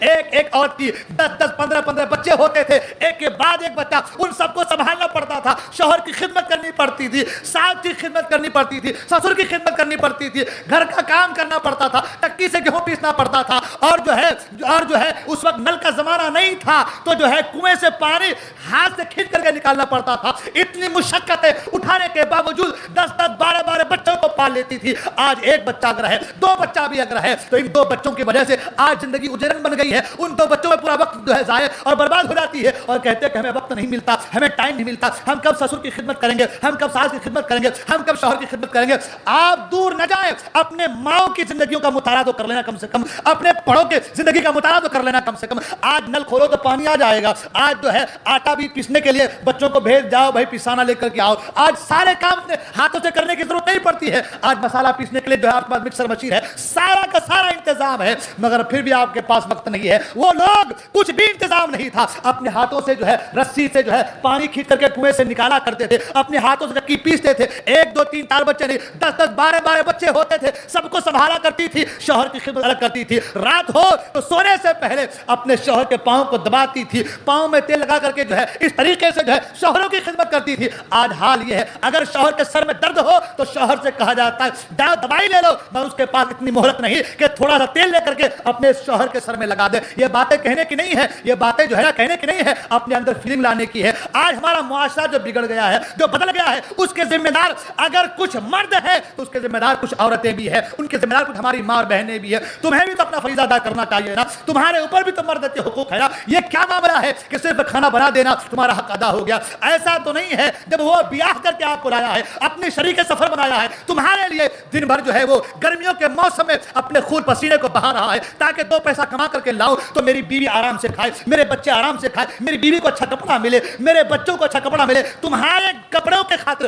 تمہارے کھانے پینے کے خاطر وہ بندہ پورا دن محنت کرتا ہے، اپنی جان کی پرواہ نہیں کرتا. بیمار ہے تو بھی کام پہ جا رہا ہے، پریشان ہے تو بھی کام پہ جا رہا ہے. تو تمہاری بھی تو ذمہ داری بنتی ہے نا، اپنے شوہروں کی خدمت کرو. یہ بات اس لیے کہہ رہا ہوں کہ آج ہمارا معاشرہ بڑی دور چلا گیا ہے. مغربی تہذیب نے آج ہمارے پورے معاشرے کو اپنے اندر جکڑ کر رکھ دیا ہے. مغربی تہذیب نے آج ہمارے پورے معاشرے کا حال برا کر دیا ہے. میری ماں اور بہنوں، اگر تم نے صحیح معنوں میں اسلامی تعلیم کے مطابق اپنی زندگی کو گزارا تو انشاءاللہ تمہاری زندگی رشک جنت بن جائے گی. اس لیے کہ اگر تم نے شوہر کی خدمت کی تو شوہر کتنا ظالم کیوں نہ ہو وہ ضرور تم سے پیار کرے گا. ایسا تو نہیں ہے کہ تم پیار پر پیار برساؤ، پھول پر پھول برساؤ اور دوسرا تمہارے ساتھ غداری کرے. ایسا تو نہیں ہو سکتا نا. دونوں طرف سے بات ہونی چاہیے کہ شوہر بھی اپنی بیوی سے محبت کرے اور بیوی بھی اپنے شوہر سے محبت کرے. آج حال یہ ہو گیا ہے، ایک عورت جیسے ہی اپنے سسرال پہنچتی ہے روزانہ اپنے باپ کو، ماں کو فون لگائے گی، لیکن وہی عورت اگر سسرال سے اپنے گھر اپنے میکے چلی ہے تو اپنے ساس اپنے سسر کو دن میں ایک بار ہی فون لگانا گوارا نہیں کرتی. اگر آپ اپنے سسرال میں رہ کر کے روزانہ ایک بار اپنے ماں باپ کو فون لگاتی ہیں تو آپ اپنے میکے جانے کے بعد بھی روزانہ ایک بار اپنے ساس سسر کو فون لگائیے، ان کے دل میں آپ کی محبت پیدا ہوگی. مگر یہ چیزیں ہمارے اندر نہیں ہیں، یہ باتیں ہمارے اندر نہیں ہیں، جس کی وجہ سے آج پورا معاشرہ خراب ہو رہا ہے. یہ باتیں بیچ میں آ گئی، آپ لوگ ایسا تو نہیں لگ رہا کہ میں کہاں سے کہاں چلا جا رہا ہوں. باقی انشاءاللہ وہیں پہ ہے، میں وہیں پہ آؤں گا انشاءاللہ. آج بات بڑی لمبی ہو رہی ہے انشاءاللہ، لیکن باتیں آئی تو میں عرض کر رہا ہوں اس لیے کہ ہماری ماں اور بہن بھی سن رہی نا. گھر میں جھگڑا ختم ہو سکتا ہے اگر لڑکا اور لڑکی، میاں اور بیوی دونوں ایک دوسرے کے ماں باپ کو اپنے باپ کے قائم مقام رکھے تو. بیوی اپنے ساس سسر کو اپنے ماں باپ کے مقام پر رکھے، اس لیے کہ وہ یہاں آئی ہے. اگر اپنے شوہر کے ماں باپ کو اپنے ماں باپ کا درجہ دے گی، اس مقام پر رکھے گی، ان سے خدمت کرے گی تو ساس سسر بھی ان سے محبت سے پیش آئے گا. اور اسی طریقے سے لڑکا بھی اگر اپنے ساس سسر سے اچھے سے برتاؤ کرے تو بیوی بھی اپنے شوہر سے خوش ہوگی، اپنے شوہر کے ساتھ اچھے سے رہنا چاہے گی. دونوں کے لیے باتیں ہیں، دونوں کے ضروری ہیں کہ ایک دوسرے کے حقوق کو صحیح معنوں میں سمجھے، ورنہ اگر نہیں سمجھے تو زندگی اسی طرح کے درہم برہم ہوگی. ہر 10 دن 20 دن 1 مہینے کے بعد کان میں بات سننے کو مل رہی ہے کہ فلاں کے گھر جھگڑا ہو گیا، فلاں کا طلاق کا مسئلہ، فلاں کی ایسی باتیں ہو گئی. آپ جس کو بیاہ کر کے لائیں بابا وہ کسی کی بیٹی ہے، اس نے تمہاری خاطر اپنا سب کچھ چھوڑا ہے. ماں باپ کو چھوڑا ہے، سہیلیوں کو چھوڑا ہے، گھر بار کو چھوڑا ہے، سب کچھ چھوڑ کر کے تیری محبت کی خاطر آئی ہے. جب وہ سب کو چھوڑ کر کے تیری محبت کی خاطر آئی ہے تو تیرا بھی کام بنتا ہے کہ اس کی محبت کے اعتماد کو برقرار رکھ. ہاں تمہارا بھی ذمہ بنتا ہے نا کہ اس کے ساتھ اچھا سلوک کرو، اچھا برتاؤ کرو. سب کچھ چھوڑ کر کے تمہارے لیے وہ آئی ہے. اور جو آئی ہے میں ان سے کہہ رہا ہوں کہ آپ بھی تو دیکھیں نا کہ ماں باپ نے کس قدر لاڈ پیار سے پروان چڑھا کر کے اس کو بڑا کیا ہے. آج اگر تم اسے اپنے قبضے میں کر کے ماں باپ سے دور کرو گی تو بتاؤ کہ ان بوڑھے ماں باپ کے دل پر کیا گزرے گا. جسے اپنے بڑھاپے کا سہارا سمجھ کر کے اپنے خون کو پسینے کے شکل میں بہا کر کے اس بچے کو تعلیم و تربیت دے کر کے اسے پروان چڑھایا، اس بچے کو ہی تو اپنے ماں باپ سے علیحدہ کر دے رہی ہو. ان ماں باپ کے بوڑھے ماں باپ کے دلوں پہ کیا گزرے گی. لہذا فیلنگ دونوں کے اندر آنی چاہیے، دونوں کو سمجھنی چاہیے کہ ہمیں کیا کرنا ہے. اس لیے اگر اس طریقے سے اگر آپ نے زندگی گزاری تو انشاءاللہ کامیاب زندگی ضرور گزرے گی انشاءاللہ. بات ہو گئی. میں یاد کر رہا تھا کہ امام علی مقام رضی اللہ تعالیٰ عنہ نے تسلی دی اور کہا خبردار خبردار واویلا نہ مچانا، سر برہنہ نہ کرنا، سینہ ماتھا نہ کوٹنا. میرے نانا جان نے ارشاد فرمایا جس نے رخسار پیٹے، گریبان چاک کیا، جہالت کے جملے نکالے، وہ ہم میں سے نہیں رہا. اور اس مصیبت کو نہایت استقلال سے برداشت کرنا، یہ مصیبت تمہارے اور ہمارے لیے اللہ کی طرف سے ایک نعمت ہے. یہ مصیبت تمہارے ہمارے لیے ایک نعمت ہے. پھر آپ نے فرمایا مشیت الہی میں مدار دم زدن نہیں، تقدیر میں جو کچھ ہے وہ ہو کر کے رہے گا، جو کچھ نصیب میں ہے وہ ہو کر کے رہے گا. اب عالم یہ حضرت حر نے آپ کی خدمت ادب سے کہلا بھیجا کہ ابن زیاد پوری دشمنی پر لگا ہوا ہے، بڑا لشکر بھیج رہا ہے، اس لیے حضور میری گزارش ہے کہ آپ رات کو کہیں کچھ کر جائیں. امام علی مقام ساری رات چلتے رہے. صبح دیکھا تو وہاں پہنچے جس کے تعلق سے میں نے ابھی بتایا، کربلا میں پہنچے. سبحان اللہ. 7ویں محرم الحرام شریف کو آپ نے ملاحظہ فرمایا کہ حضور اقدس صلی اللہ علیہ وسلم تشریف فرما ہے اور آپ کو اپنے پہلو میں لے کر کے آپ کی پیشانی چوم کر کے ارشاد فرما رہے بیٹے حسین مرضی مولا یہی ہے کہ تم تیغ جفا سے شہید ہو اور مجھ سے آ کر کے ملو. بیٹے تمہارے قاتل میری شفاعت سے محروم ہیں. بیٹے حسین تمہارے بہشت بری آراستہ ہے اور تمہارے والد تمہارے منتظر ہیں، تمہارے والدین. پھر آپ کو سینے پاک سے لگا کر حضور نے دعا فرمائی اللہم اعط الحسین صبر و اجرا. اے اللہ میرے لخت جگر حسین کو صبر جمیل اور اجر عظیم عطا فرما. امام حسین رضی اللہ عنہ خواب سے بیدار ہو کر اپنے اہل بیت کو اس خواب کی خبر دی. تمام اہل بیت رونے لگے. آپ نے انہیں تسلی دی اور روایت میں ہے کہ 2 محرم حرام بروز جمعرات جب آپ کے خیمے کربلا میں لگ گئے تو آپ نے اپنے تمام ساتھیوں کو جمع کیا اور ایک ساتھ ان کی طرف دیکھتے رہے اور رو پڑے اور باغ خداوندی میں یوں دعا کی، یوں عرض کی اللہ ہم تیرے نبی کی اطرت ہیں اور ہمیں زبردستی تیرے حرم اور تیرے نبی کے شہر سے دور کیا گیا ہے اور ہم پر ظلم و ستم کیا گیا ہے. تو ہمارے حق کو پورا فرما اور ظالموں پر فتح و نصرت عطا فرما. حضرات اس طریقے سے امام حسین رضی اللہ تعالیٰ عنہ 2 محرم الحرام سے 9 محرم الحرام تک ابن زیاد وغیرہ کے خطوط وغیرہ آتے رہے اور 7ویں محرم میں آپ پر پانی بند کر دیا گیا. 7ویں محرم ابن زیاد کا خط ابن سعد کو ملا جس میں پانی بند کرنے کا حکم دیا گیا کہ حسین اور ان کے ساتھیوں کے درمیان حائل ہو جاؤ اور ان پر پانی بند کر دو کہ وہ ایک قطرہ تک اس سے نہ پی سکیں. جس طریقے سے تقی ذکی اور مظلوم امیر المومنین حضرت عثمان بن عفان کے ساتھ کیا گیا، یعنی کہ امام حسین رضی اللہ تعالیٰ عنہ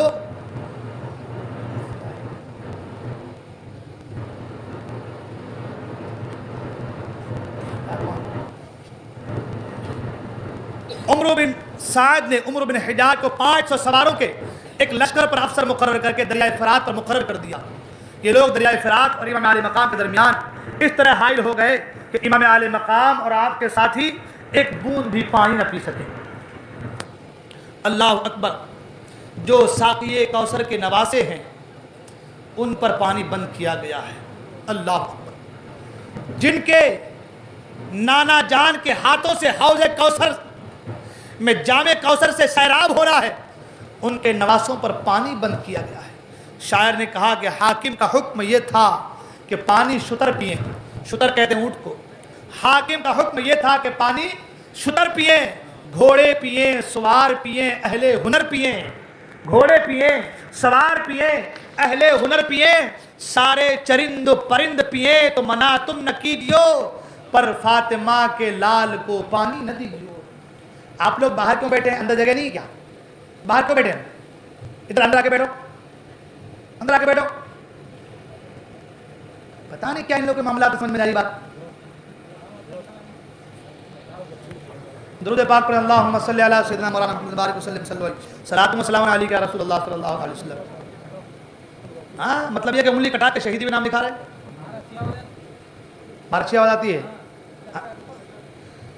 تو میں یاد کر رہا تھا کہ شاعر نے کہا کہ سارے چرند و پرند پیے تو منع تم نہ کیجیو، ایک فاطمہ کے لال کو پانی نہ دیجیو۔ جانور پی رہے ہیں، چرندے پی رہے ہیں، درندے پی رہے ہیں، اونٹ پی رہے ہیں، گھوڑے پی رہے ہیں، سب پی رہے ہیں، سب پر پانی کھلا ہے، مگر کیا ظلم ہے کہ فاطمہ کے لال پر پانی بند ہے۔ اللہ اکبر۔ جن کے صدقے میں زمینیں سیراب ہو رہی ہے، جن کے وسیلے سے اللہ بارش برساتا ہے، جن کے ذریعے سے اللہ سبزہ اگاتا ہے، جن کے ذریعے سے اللہ رزق عطا کرتا ہے، انہی پر پانی بند ہے۔ اللہ اکبر، انہی پر پانی بند ہے۔ اللہ اکبر۔ سوچنے والی بات ہے، سوچنے والی بات۔ اللہ اکبر، پانی بند۔ ہمارے یہاں کوئی دشمن بھی آ جائے تو ہم پانی کا پیالہ پیش کرتے ہیں۔ ہاں دشمن بھی آئے تو اسے پیاسا نہیں بھیجتے، اگر کہتے کہ پانی پلا دو تو اسے پانی کا پیالہ ضرور پیش کر دشمن کے ساتھ۔ مگر کیسے سقی القلب تھے، کیسے بدبخت لوگ تھے، ان پر پانی بند کیا جو نواز رسول اللہ۔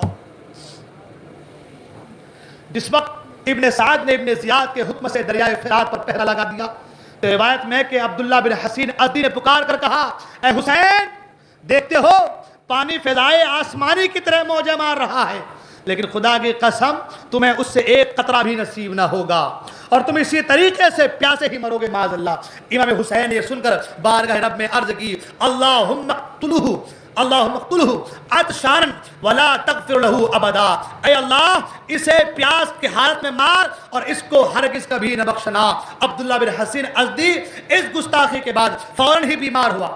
حمید بن مسلم کہتے ہیں کہ میں اس کو دیکھنے گیا تو خدائے بہت العاشر کی قسم اس خبیث کی حالت یہ تھی کہ پیاس کی شدت کی وجہ سے پانی منہ میں لیتا اور غرغرے کر کے کہہ کر دیتا تھا۔ اس طریقے سے ہر وقت پانی پانی پانی پانی کرتا رہا مگر سیراب نہ ہوا، یہاں تک کہ اسی حالت میں وہ مر گیا۔ حسین اگر دعا کر دیتے تو اللہ تعالیٰ نہر فرات کا رخ ہی بدل دیتا۔ حسین اگر دعا کر دیتے تو اللہ تعالیٰ نہر فرات کا رخ ہی بدل دیتا۔ ایسی بارش ہوتی کہ سارے ندی نالے جھرنے سب بہ جاتے، سب بھر جاتے، مگر حسین کرامت دکھانے نہیں، حسین صبر کے ساتھ اسلام بچانے آئے تھے۔ ارے کرامت تو حسین کے شہزادے نے ہندوستان کی سرزمین پر دکھا دیا، اور ایسی کرامت دکھائی ہے، ایسی کرامت دکھائی کہ اپنے تو اپنے پرائے بھی حیران ہیں، ان کے بھی کمر میں آج تک درد ہے کہ یہ ہو کیسے گیا ہے۔ اس لیے کہ جو آنا ساگر کو ایک بار دیکھ کر کیا اندازہ لگا دے کئی ہزار ٹن کلو پانی اس کے اندر موجود ہوں گے، کئی ہزار لیٹر پانی ہوں گے، آدمی اندازہ ہی نہیں کر سکتا کتنے ہزار ٹن پانی لیٹر وہاں پہ موجود ہوں گے۔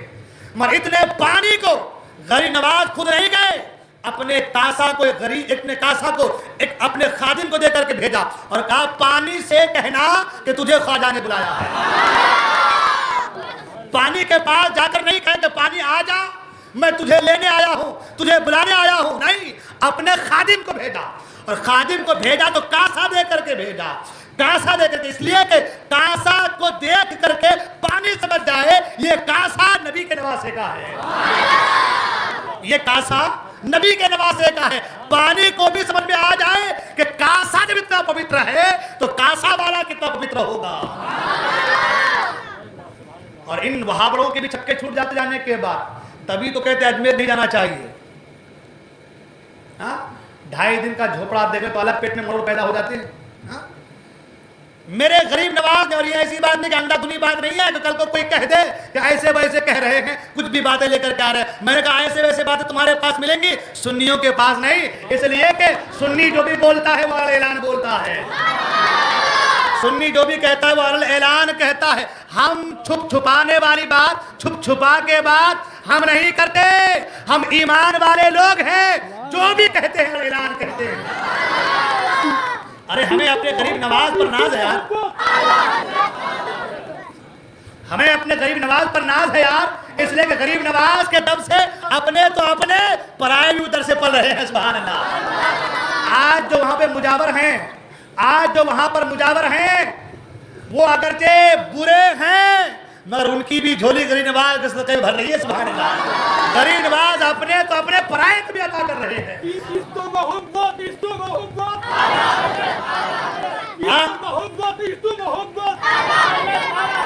غریب نواز رضی اللہ عنہ نے کہا کہ جا کر کے کہہ دو انا ساگر سے تجھے غریب نواز نے بلایا ہے, تجھے خواجہ نے بلایا ہے. تو تاریخ بتاتی ہے پورا آنا ساگر, توجہ دیجیے آپ لوگ, ادھر توجہ دیجیے, تاریخ بتاتی ہے پورا آنا ساگر ایک کوجے میں آ گیا تھا. ارے جب حسین کے غلام کے غلام کے غلام کے غلام کے غلام کا یہ عالم ہے تو حسین کا عالم کیا ہوگا. سبحان اللہ. جب ان کے گدا بھر دیتے ہیں شاہان زمانہ کی جھولی, ارے محتاج کا جب یہ عالم ہے تو مختار کا عالم کیا ہوگا.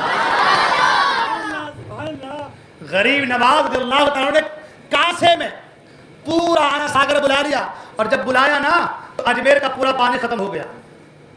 اجمیر وہ راجہ پرتھوی راج چوہان بھی تھا اس وقت.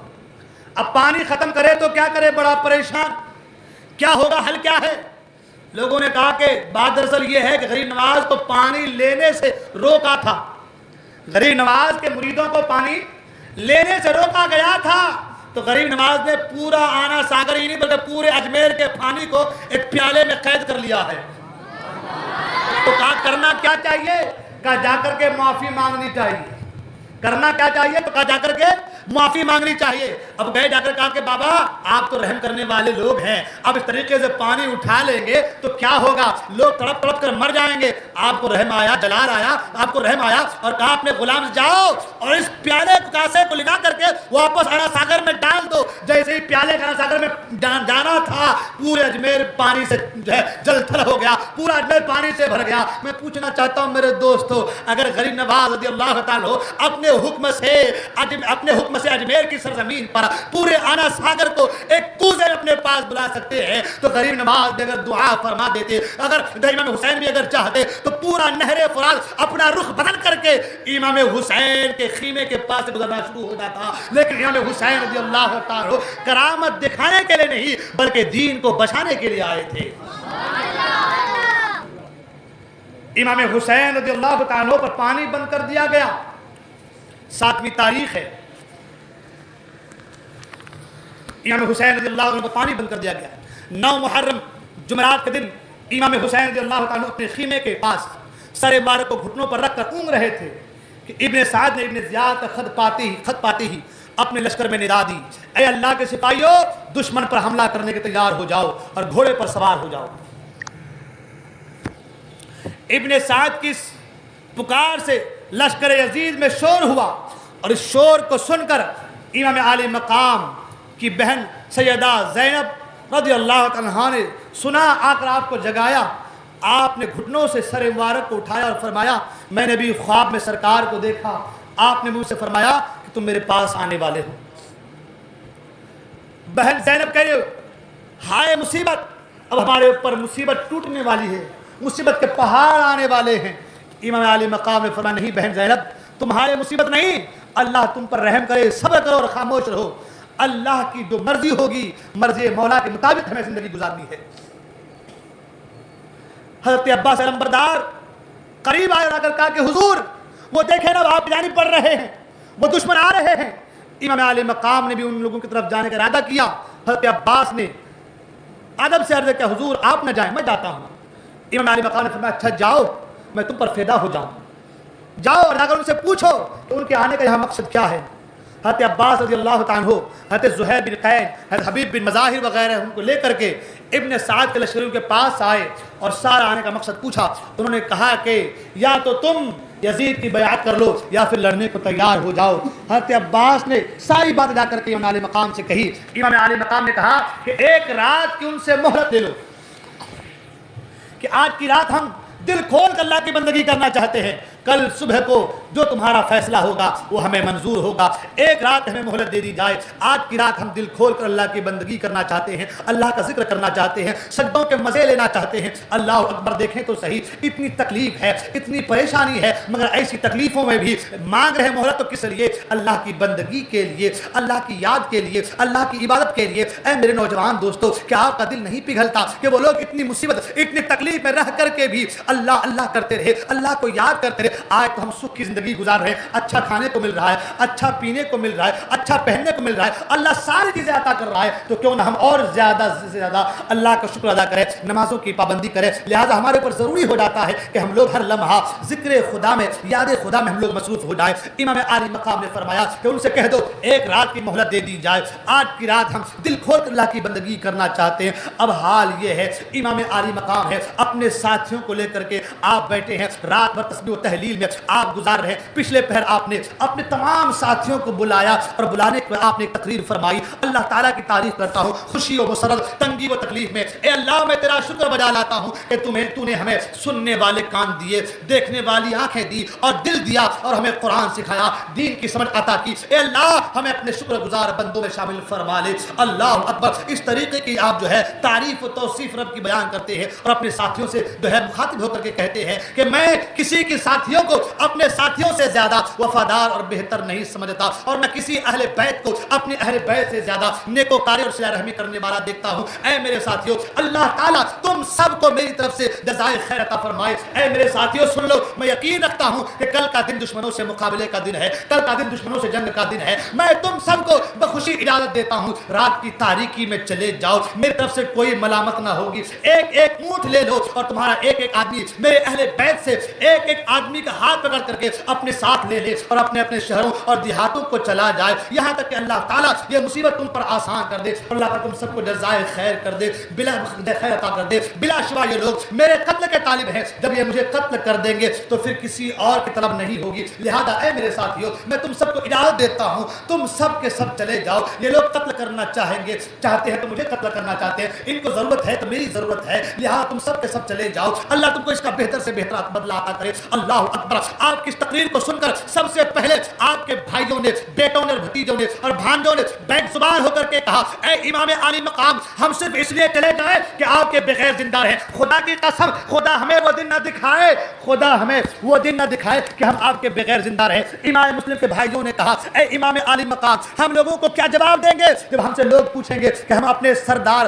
اپنے آقا اور اپنے بہترین تقاضات بھائی کو دشمنوں کے نرغے میں چھوڑ کر کے چلے آئے؟ خدا کی قسم ہرگز ہرگز ایسا نہیں ہوگا، ہم اپنی جانیں، اپنا مال، اپنا اہل و عیال سب کچھ آپ پر قربان کریں گے، آپ کے ساتھ مل کر کے آپ کے دشمنوں سے لڑیں گے، جو انجام آپ کا ہوگا وہی ہمارا بھی ہوگا۔ خدا ہمیں وہ زندگی، وہ دن نہ دکھائے جو آپ کے بعد ہو۔ حضرت مسلم بن اوسجا اسدی نے کہا تھا، اے امام عالی مقام، ہم آپ کو چھوڑ کر چلے جائیں تو آپ کے ادائے حق کے سلسلے میں اللہ تعالیٰ کو ہم کیا جواب دیں گے؟ خدا کی قسم میں اس وقت تک آپ کا ساتھ تو نہ چھوڑوں گا جب تک کہ دشمنوں کے سینوں میں اپنے نیزہ کو نہ توڑ ڈالوں اور شمشیر زنی نہ کر لوں۔ خدا کی قسم اگر میرے پاس اسلحہ نہ بھی ہو تو بھی میں دشمنوں سے پتھر مار مار کر لڑتا رہوں گا اور آپ پر نثار ہوتا جاؤں گا۔ حضرت سعد بن عبداللہ حنفی نے کہا تھا، اے امام عالی مقام، اس وقت تک جو ہے ہم آپ کا ساتھ نہ چھوڑیں گے جب تک اللہ تعالیٰ یہ دیکھ نہ لے کہ ہمیں رسول اللہ کے بعد آپ کی اولاد کی کیسی حفاظت کی ہے۔ خدا کی قسم اگر مجھ کو یہ معلوم ہو جائے کہ میں 70 مرتبہ اس طریقے سے قتل کیا جاؤں کہ ہر مرتبہ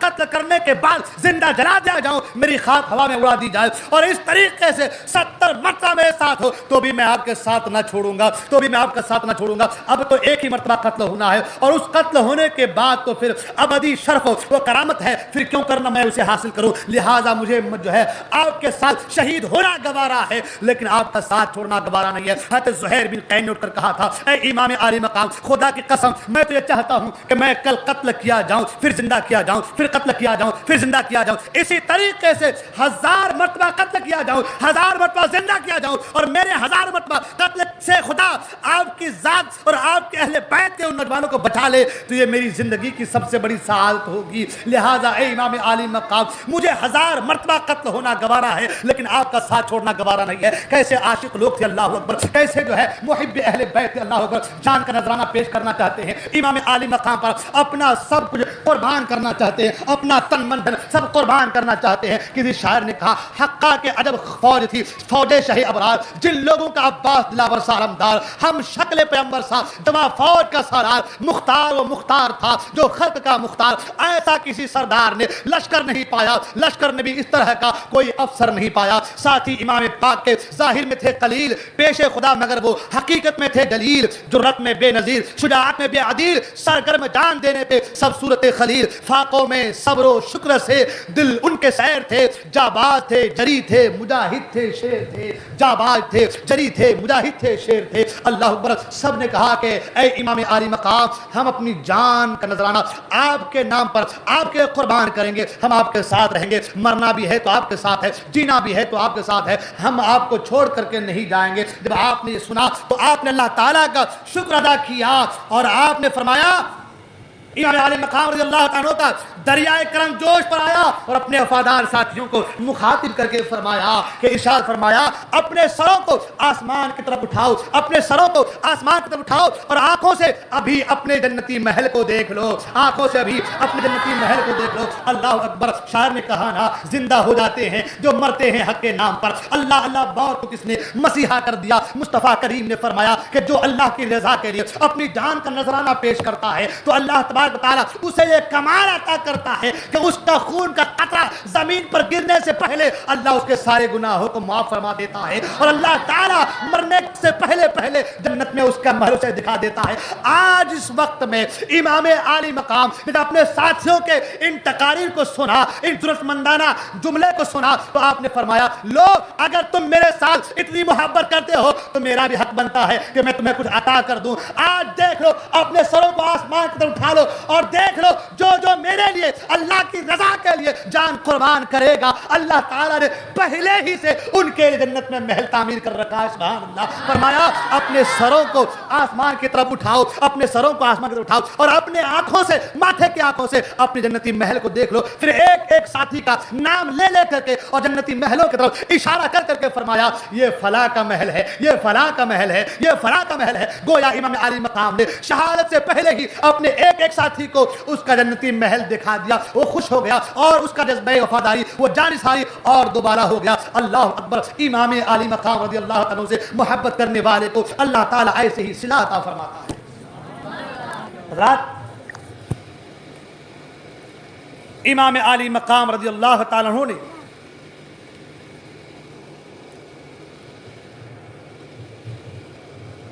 ایک رات کی مہلت مانگی. ساری رات دعاؤں میں, عبادتوں میں, تسبیح و تحلیل میں مصروف رہے. اللہ اکبر. اللہ کے ذکر میں, اللہ کی یاد مستغرق رہے. سلطان الاولیاء خواجہ نظام الدین محبوب الہی رضی اللہ عنہ فرماتے ہیں کہ قطب الاقطاب شیخ الاسلام المسلمین بابا فرید گنج شکر رضی اللہ عنہ نے فرمایا کہ جس روز امیر المومنین امام حسین رضی اللہ عنہ شہادت پائی, اس رات ایک بزرگ نے حضرت سیدہ فاطمہ زہرا کو خواب میں دیکھا کہ انبیاء اکرام کی ازواج مطہرات کے ساتھ میدان کربلا میں آئی اور دامن مبارک کو سمیٹے ہوئے دشت کربلا سے کہ جہاں امام حسین کو شہید ہونا تھا اس جگہ کو اپنی آستین مبارک سے پاک و صاف کر رہی ہیں. سیدہ فاطمہ زہرا کل بیٹا شہید ہونا ہے اور آج اپنی آستین سے کربلا کی اس جگہ کو صاف کر رہی ہیں. پوچھا گیا کہ خاتون جنت اور شفیع روز محشر یہ کون سا مقام ہے؟ شاعر نے کہا کہ بآستین مبارک پاک نی گفت جس کو آپ نے اپنی آستین مبارک صاف کیا ہے, فرمایا یہ وہ مقام ہے جہاں ہمارا پیارا حسین سر دے گا اور شہادت پائے گا. اللہ اکبر. امام عالی مقام رضی اللہ تعالی عنہ ساری رات عبادت مشغول رہے. صبح کی سفیدی نمودار ہوتی ہے, اور جنگ کا نقارہ بجتا ہے۔ شاعر نے کہا سجدوں سے نمازوں سے رخصت کی سحر ہے، رونے کی تذلل کی عبادت کی سحر ہے، ہائے سحر رنج و مصیبت کی سحر ہے، عاشور محرم ہے شہادت کی سحر ہے، لٹنے کا تباہی کا پریشانی کا دن ہے، اولاد پیغمبر کی قربانی کا دن ہے۔ روایت ہے کہ محرم الحرام کی نبی تاریخ گزر کر جب 10ویں شب آتی ہے، جس کو صبح کو میدان کربلا میں وہ قیامت صغریٰ قائم ہونے والی ہے، جس کی نظیر پیش کرنے سے عالم کی تاریخ عاجز ہے، تو امام عالی مقام رضی اللہ تعالیٰ عنہ نے اپنے تمام ساتھیوں کے ساتھ رات بھر گزاری، اور جب صبح ہوئی جنگ کا نقارہ بجا، اور جب جنگ کا نقارہ بجا تو ادھر سے فوجیں ادھر سے فوجیں، اس لیے کہ بات بڑی لمبی ہو گئی، ادھر سے فوجیں ادھر سے فوجیں، دونوں طرف سے گھمسان لڑائی ہونے شروع۔ اب حال یہ کہ چھوٹی چھوٹی ایک جا رہا ہے دوسرا آ رہا ہے، ایک جا رہا ہے دوسرا آ رہا ہے۔ امام علی مقام رضی اللہ تعالیٰ میدان کارزار میں آئے اور خطبہ دیا آپ نے۔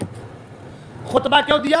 اتمام حجت کے لیے خطبہ آپ نے دیا، تاکہ لوگ کہیں کل کو یہ نہ کہہ دے ہمیں پتہ نہیں تھا کہ امام کون ہے، آپ کا مقام کیا، آپ کا مرتبہ کیا ہے۔ ہمیں اگر خبر ہو جاتی کہ امام علی مقام رضی اللہ عنہ کا یہ مقام یہ مرتبہ ہے تو ہم آپ سے لڑائی نہ کرتے، ہم آپ سے جنگ نہ کرتے۔ امام علی مقام رضی اللہ تعالیٰ نے خطبہ دیا اور کہا کہ لوگوں مجھے پہچانو میں کون ہوں، میں حسین بن علی ہوں، میں شہزادہ رسول ہوں، میں نواسہ رسول ہوں، میرے حسب کو جانو میرے نسب کو جانو، میں علی کا بیٹا ہوں، میں فاطمہ کا نور عین ہوں، کیا تم پر میرا خون بہانا جائز ہے؟ میرے حسب و نسب کو جانو، لہذا مجھ سے جنگ کرنا چھوڑ دو۔ آپ نے اس طریقے سے تقریر کی کہ جس کو سن کر کے سب کے آنکھوں میں آنسو آ گئے۔ آپ نے فرمایا کہ تم نے مجھے خطوط لکھ لکھ کر بلائے، اور جب میں تمہارے خطوط پر آیا تو اب تم مجھ سے بے وفائی کر رہے ہو۔ اگر میں تمہیں پسند نہیں ہوں تو تم مجھے چھوڑ دو، اللہ کی زمین پر میں کہیں چلا جاؤں گا، یا تو مدینہ چلا جاؤں گا یا مکہ چلا جاؤں گا، کہیں اور چلا جاؤں گا، اللہ کی اس کائنات میں کہیں چلا جاؤں گا، لہٰذا تم مجھ سے جنگ نہ کرو، اپنی عاقبت کو برباد نہ کرو۔ تاریخ بتاتی جب آپ نے ایسی تقریر کی تو سب کے آنکھوں میں آنسو آ گئے۔ امام علی مقام رضی اللہ عنہ کے مبارک خطبوں کو سن کر حضرت حر بن یزید الریاحی رضی اللہ عنہ کے دل پر بڑا گہرا اثر ہوا، اور آپ نے ابن سعد سے جا کر کہا کہ تو ہمیں ان سے لڑنے کا حکم دے رہا ہے جو ساقی کوثر کے نواسے ہیں؟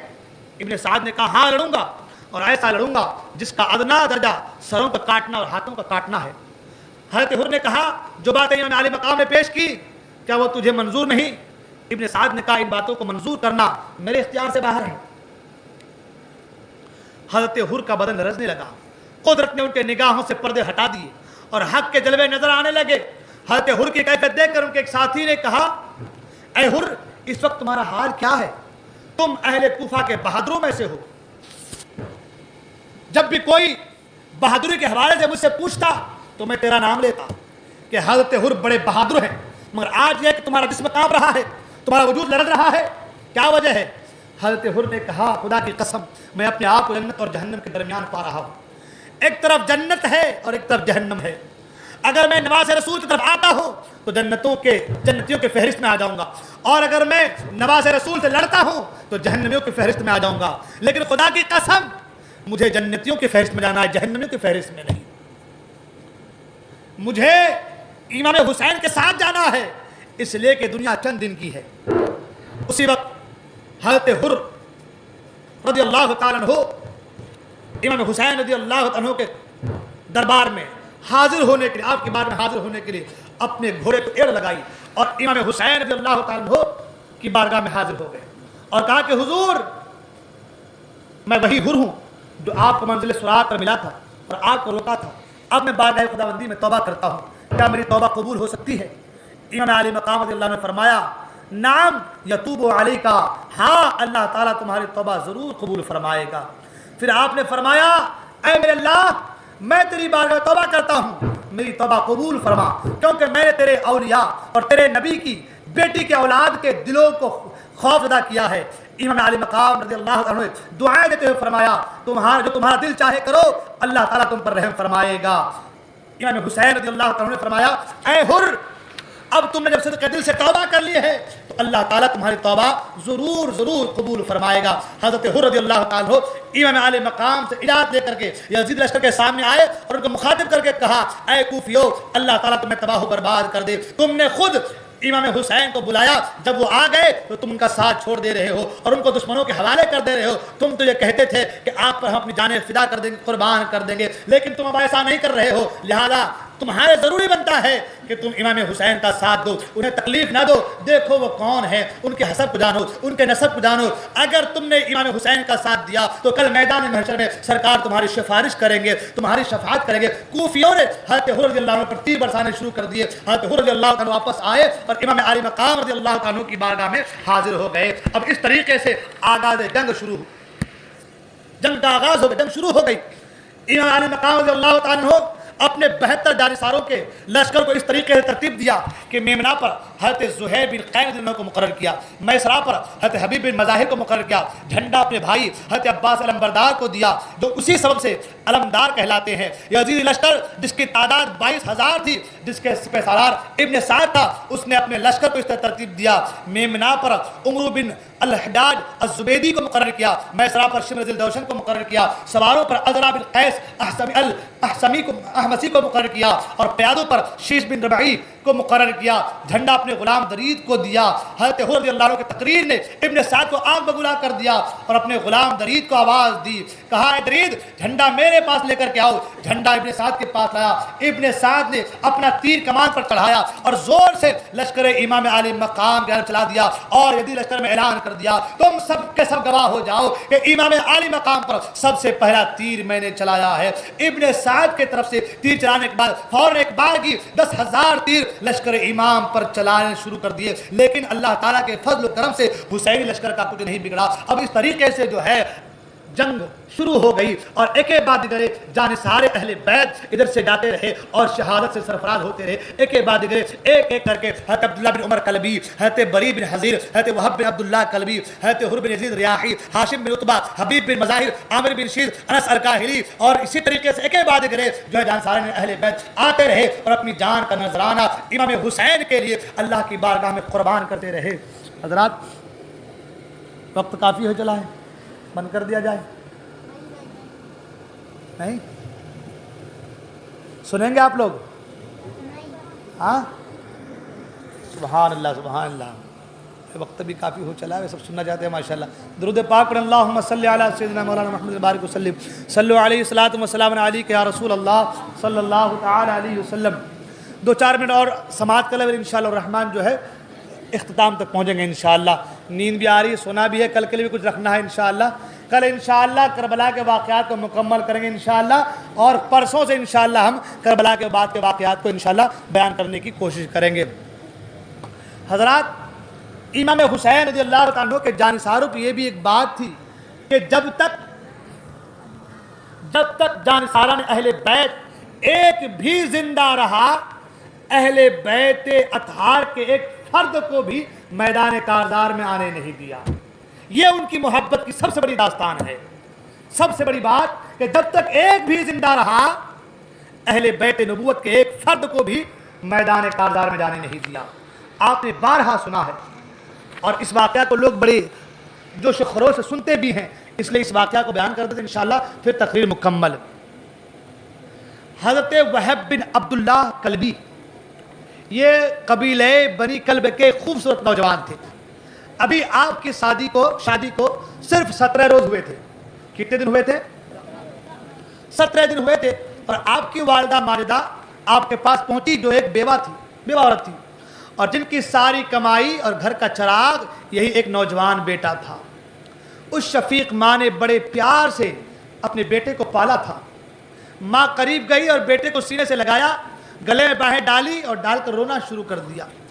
بیٹا حیرت میں آ کر ماں سے پوچھتا ہے، ماں کیا بات ہے، کیوں رو رہی ہو؟ رنج و ملال کا سبب کیا ہے؟ میں نے اتنی عمر میں کبھی آپ کی کوئی نافرمانی تو نہیں کی ہے، میں نے آپ کو کبھی تکلیف کو ستایا تو نہیں ہے، رونے کی وجہ کیا ہے؟ میں نے کبھی آپ کی نافرمانی نہیں کی ہے، اور نہ کبھی انشاءاللہ کبھی آئندہ آپ کی نافرمانی کر سکتا ہوں۔ تو آپ بتائیں کس چیز نے آپ کو صدمہ پہنچایا ہے، کس غم نے آپ کو رلایا ہے؟ میری ماں، میں آپ کے حکم پر جان فدا کرنے کو تیار ہوں۔ اکلوتے بیٹے کی سعادت مندی دیکھی تو ماں نے کہا بیٹا ایسی بات نہیں ہے، تو نے مجھے کوئی تکلیف نہیں دی، میری کوئی نافرمانی نہیں کی، میری آنکھوں کا نور، دل کا سرور تو ہی ہے، تیری جدائی اور تیرا فراق مجھے ایک لمحے کے لیے برداشت نہیں ہے، لیکن میرے لخت جگر آج مصطفیٰ کا جگر گوشہ خاتون جنت کا نونہال کربلا میں مبتلا مصیبت جفا ہے۔ میرے پیارے بیٹے کیا تجھ سے ہو سکتا ہے کہ تو اپنا خون ان پر نثار کر دے؟ کیا تجھ سے یہ ہو سکتا ہے اپنی جان ان کے قدموں پر قربان کر ڈالے؟ ایسی زندگی پر ہزار تف ہے کہ ہم زندہ رہیں اور رسول باوقار کا لاڈلا ظلم و جفا کے ساتھ شہید ہو جائے۔ ایسی زندگی سے کیا فائدہ؟ اگر تجھے میری محبتیں کچھ یاد ہو اور تیری پرورش میں جو سختیاں میں نے اٹھائی ہیں اگر تو ان کو نہ بھولا ہو تو اے میرے چمن کے پھول تو حسین کے سر پر صدقہ ہو جا، قربان ہو جا حسین کے نام پر۔ حضرت وہب نے کہا ہے میری پیاری ماں خوش نصیبی کہ میری جان شہزادے کونین امام حسین پر فدا ہو جائے، اور میری جان کا اگر یہ ناچیز ہدیہ و قبول فرما لیں تو میں دل و جان سے جان قربان کرنے کو تیار ہوں۔ ایک لمحہ کی اجازت چاہتا ہوں تاکہ میں اپنی بیوی سے بھی دو باتیں کر لوں جس نے اپنی زندگی کے عیش و راحت کا صحرا میرے سر باندھ کر رکھا ہے۔ ماں نے کہا بیٹا عورت ناقص العقل ہوتی ہے، کہیں ایسا نہ ہو کہ تو اپنی بیوی کے باتوں میں آ جائے اور یہ سعادت سرمدی تیرے ہاتھوں سے جاتی رہے۔ حضرت وہب نے کہا پیاری ماں امام حسین کی محبت کی گرہ دل میں مضبوط لگی ہے میری، اس کو کوئی کھول نہیں سکتا۔ ان کی جانثاری کا نقش دل پر اس طرح جاگزی ہوا ہے جس کو دنیا کے کسی بھی پانی سے دھویا نہیں جا سکتا۔ میری ماں آپ غم نہ کھائیں، میں جاتا ہوں اور اپنی بیوی سے اجازت لے کر کے آتا ہوں۔ یہ کہہ کر وہب اپنی بیوی کے پاس آئے اور اسے خبر دی کہ فرزند رسول میدان کربلا میں بظاہر بیار و مددگار ہیں اور غداروں نے ان پر نرغہ کیا ہے، میری تمنا ہے کہ اپنی جان ان پر نثار کر دو۔ وہب کی بیوی نے ایک آنکھ کھینچی اور کہنے لگی ابھی شادی کو 17 دن ہوئے ہیں، نئی نویلی دلہن ہے، شادی کو صرف 17 روز ہوئے ہیں، مگر آج شوہر اجازت مانگ رہا ہے تو جان قربان کرنے کی اجازت مانگ رہا ہے۔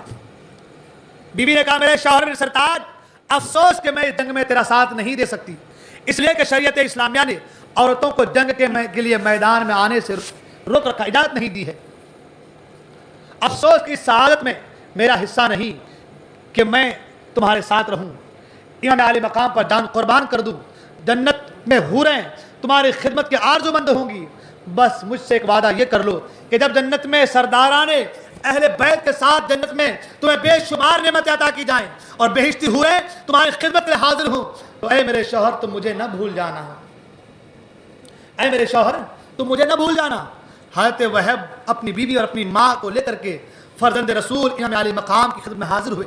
حضرت وہب کی بیوی نے عرض کیا یا ابن رسول شہداء گھوڑے زمین پر گرتے ہی حوروں کی گود میں پہنچتے ہیں اور حور و غلمان کی خدمت کرتے ہیں، میرا یہ نوجوان شوہر حضور پر جانثاری کی تمنا رکھتا ہے، میں نہایت بے کس ہوں، نہ میری ماں ہے نہ باپ ہے نہ کوئی بھائی ہے نہ ایسے قریبی رشتہ دار ہیں جو میری کچھ خبر گیری کر سکیں، التجا یہ ہے کہ عرش گاہ محشر میں میرے اس شوہر سے جدائی نہ ہو اور دنیا میں مجھ غریب کو آپ کی اہل بیت اپنی کنیزوں میں رکھیں اور میرے عمر کا آخری حصہ آپ کی پاک بیویوں کی خدمت میں گزر جائے۔ بس میری یہی تمنا ہے کہ اگر میرا شوہر اس دنیا سے رخصت ہو جائے، شہید ہو جائے تو میں آپ کے اہل بیت کی خدمت میں اپنی زندگی گزار سکوں، بس میری یہی تمنا ہے۔ امام عالی مقام رضی اللہ عنہ کے سامنے یہ تمام عہد و پیمان ہو گئے اور حضرت وہب عرض کیا اے امام عالی مقام اگر حضور سید عالم کی شفاعت سے مجھے جنت ملی تو میں عرض کروں گا کہ میری یہ بیوی بھی میرے ساتھ رہے کیونکہ میں نے اس سے عہد کیا ہے، اس سے وعدہ لیا ہے۔ حضرت وہب رضی اللہ عنہ اجازت لے کر کے میدان میں چل دیے۔ یزیدی لشکر نے دیکھا کہ ایک خوب روح ناگہانی موت کی طرح دشمن پر حملہ کرنے کو تیار ہے، ہاتھ میں نیزہ ہے، کندھے پہ ڈھال ہے اور دل دہلا دینے والی آواز کے ساتھ یہ رجز پڑھتا ہوا آ رہا ہے امیری حسین و نعم الامیر لہو لمعۃ السراج المنیر۔ یہ قصیدہ پڑھتے رجز پڑھتے ہوئے آ رہا ہے، کہہ رہے ہیں ہمارے سردار امام حسین ہے جو بہت اچھے سردار ہیں، سورج کی طرح ان کا نور جہان میں پھیلا ہوا ہے۔ حضرت وہب رضی اللہ عنہ میدان میں پہنچ کر سپاہگری کے جوہر دکھائے اور یزیدی لشکر سے اپنا مقابل طلب کیا. جو بھی یزیدی سامنے آیا اس کا سر اڑا دیا, گرد و پیش سروں کا ایک ڈھیر لگا دیا. ایک بار کی گھوڑے کی باگ موڑی اور اپنی ماں کے پاس آئے, عرض کیا اے مادر مہربان, اب آپ مجھ سے راضی ہوئی. پھر بیوی کے سر پر ہاتھ رکھا, اسے تسلی دی. اتنے میں آدھا کی طرف سے آواز آئی, حل من مبارزن, ہے کوئی مقابلہ کرنے والا. حضرت وہب رضی اللہ عنہ ایک غضبناک شیر کی طرح پلٹ کر میدان میں آئے. یزیدی لشکر کا ایک بہادر, مشہور بہادر حکم بن طفیل غرور کے ساتھ مقابلے کے تیار تھا. حضرت وہب رضی اللہ عنہ نے ایک ہی حملے میں نیزہ مار کر نیزہ پر اٹھا کر اسے پٹک دیا اور اس کو جو ہے حکم بن طفیل کی ہڈیاں چکنا چور ہو گئی. دونوں لشکروں میں ایک کوہرام مچ گیا. کسی یزیدی میں اتنی ہمت نہ رہی کہ تنہا حضرت وہب کا مقابلہ کرنے کے لیے آئے. ایک شور برپا ہو گیا, اعلان ہوا ایک کام کرو, چاروں طرف سے جو ہے ان کو گھیر لیا جائے, تیروں کی بارشیں کر دی جائے, تلواروں کی بارشیں کر دی جائے. اب ایک نوجوان ہے, چاروں طرف سے تیروں کی بارشیں, تلواریں ایک ساتھ چل رہی ہے. عالم یہ کہ حضرت وہب رضی اللہ تعالی عنہ جو ہے اپنے گھوڑے زمین پر گرتے ہیں, زخموں سے چور ہو جاتے ہیں. زمین پر آئے تو یزیدیوں نے آپ کو شہید کر دیا اور آپ کا سر کاٹ کر لشکر امام علی مقام پہ جانا پھینک دیا. حضرت وہب کی ماں آپ کے سر مبارک کو اپنے منہ سے ملتی تھی اور کہتی تھی اے میرے بہادر بیٹے, اے میرے بیٹے, اب تیری ماں تجھ سے راضی ہوئی ہے, اب تیری ماں تجھ سے راضی ہوئی ہے. پھر وہ سر حضرت وہب کی گود, بیوی کی گود میں لا کر کے ڈال دیا. بیوی نے اپنی پیارے شوہر کے سر کو بوسا دیا. اسی وقت پروانہ کی طرح شمع جمال پر جان سے قربان ہو گئی اور اس کی بیوی کی بھی روح کب سے ان سری سے پرواز ہو گئی. اللہ اکبر. کسی شاعر نے کہا سرخروئی اسے کہتے ہیں کہ راہ حق میں سر کے دینے میں ذرا تو نے تعامل نہ کیا. اللہ اکبر. حضرت وہب بھی شہید ہوئے اور ساتھ ہی ساتھ آپ کی بیوی کی روح بھی کب سے ان سری سے پرواز کر گئی. حضرات محترم, اسی طریقے سے ایک ایک سپاہی آتے رہے اور اپنی جان کا نذرانہ پیش کرتے رہے. وقت کافی ہو چلا ہے. انشاءاللہ الرحمن کل کی گفتگو پھر یہیں سے شروع ہوں گی. اللہ تعالیٰ کے بارگاہ میں دعا ہے اللہ تعالیٰ ہم تمام کو کہنے سننے زیادہ عمل کرنے کی توفیق عطا فرمائے, ہمارے ہر پریشانی کو دفع عطا فرمائے. بولنے کوئی غلطی ہوگی میں توبہ کرتا ہوں. استغفر اللہ ربی من کل ذنب و توب الیہ, لا الہ الا اللہ محمد رسول اللہ صلی اللہ علیہ وسلم. السلام علیکم و رحمۃ اللہ وبرکاتہ.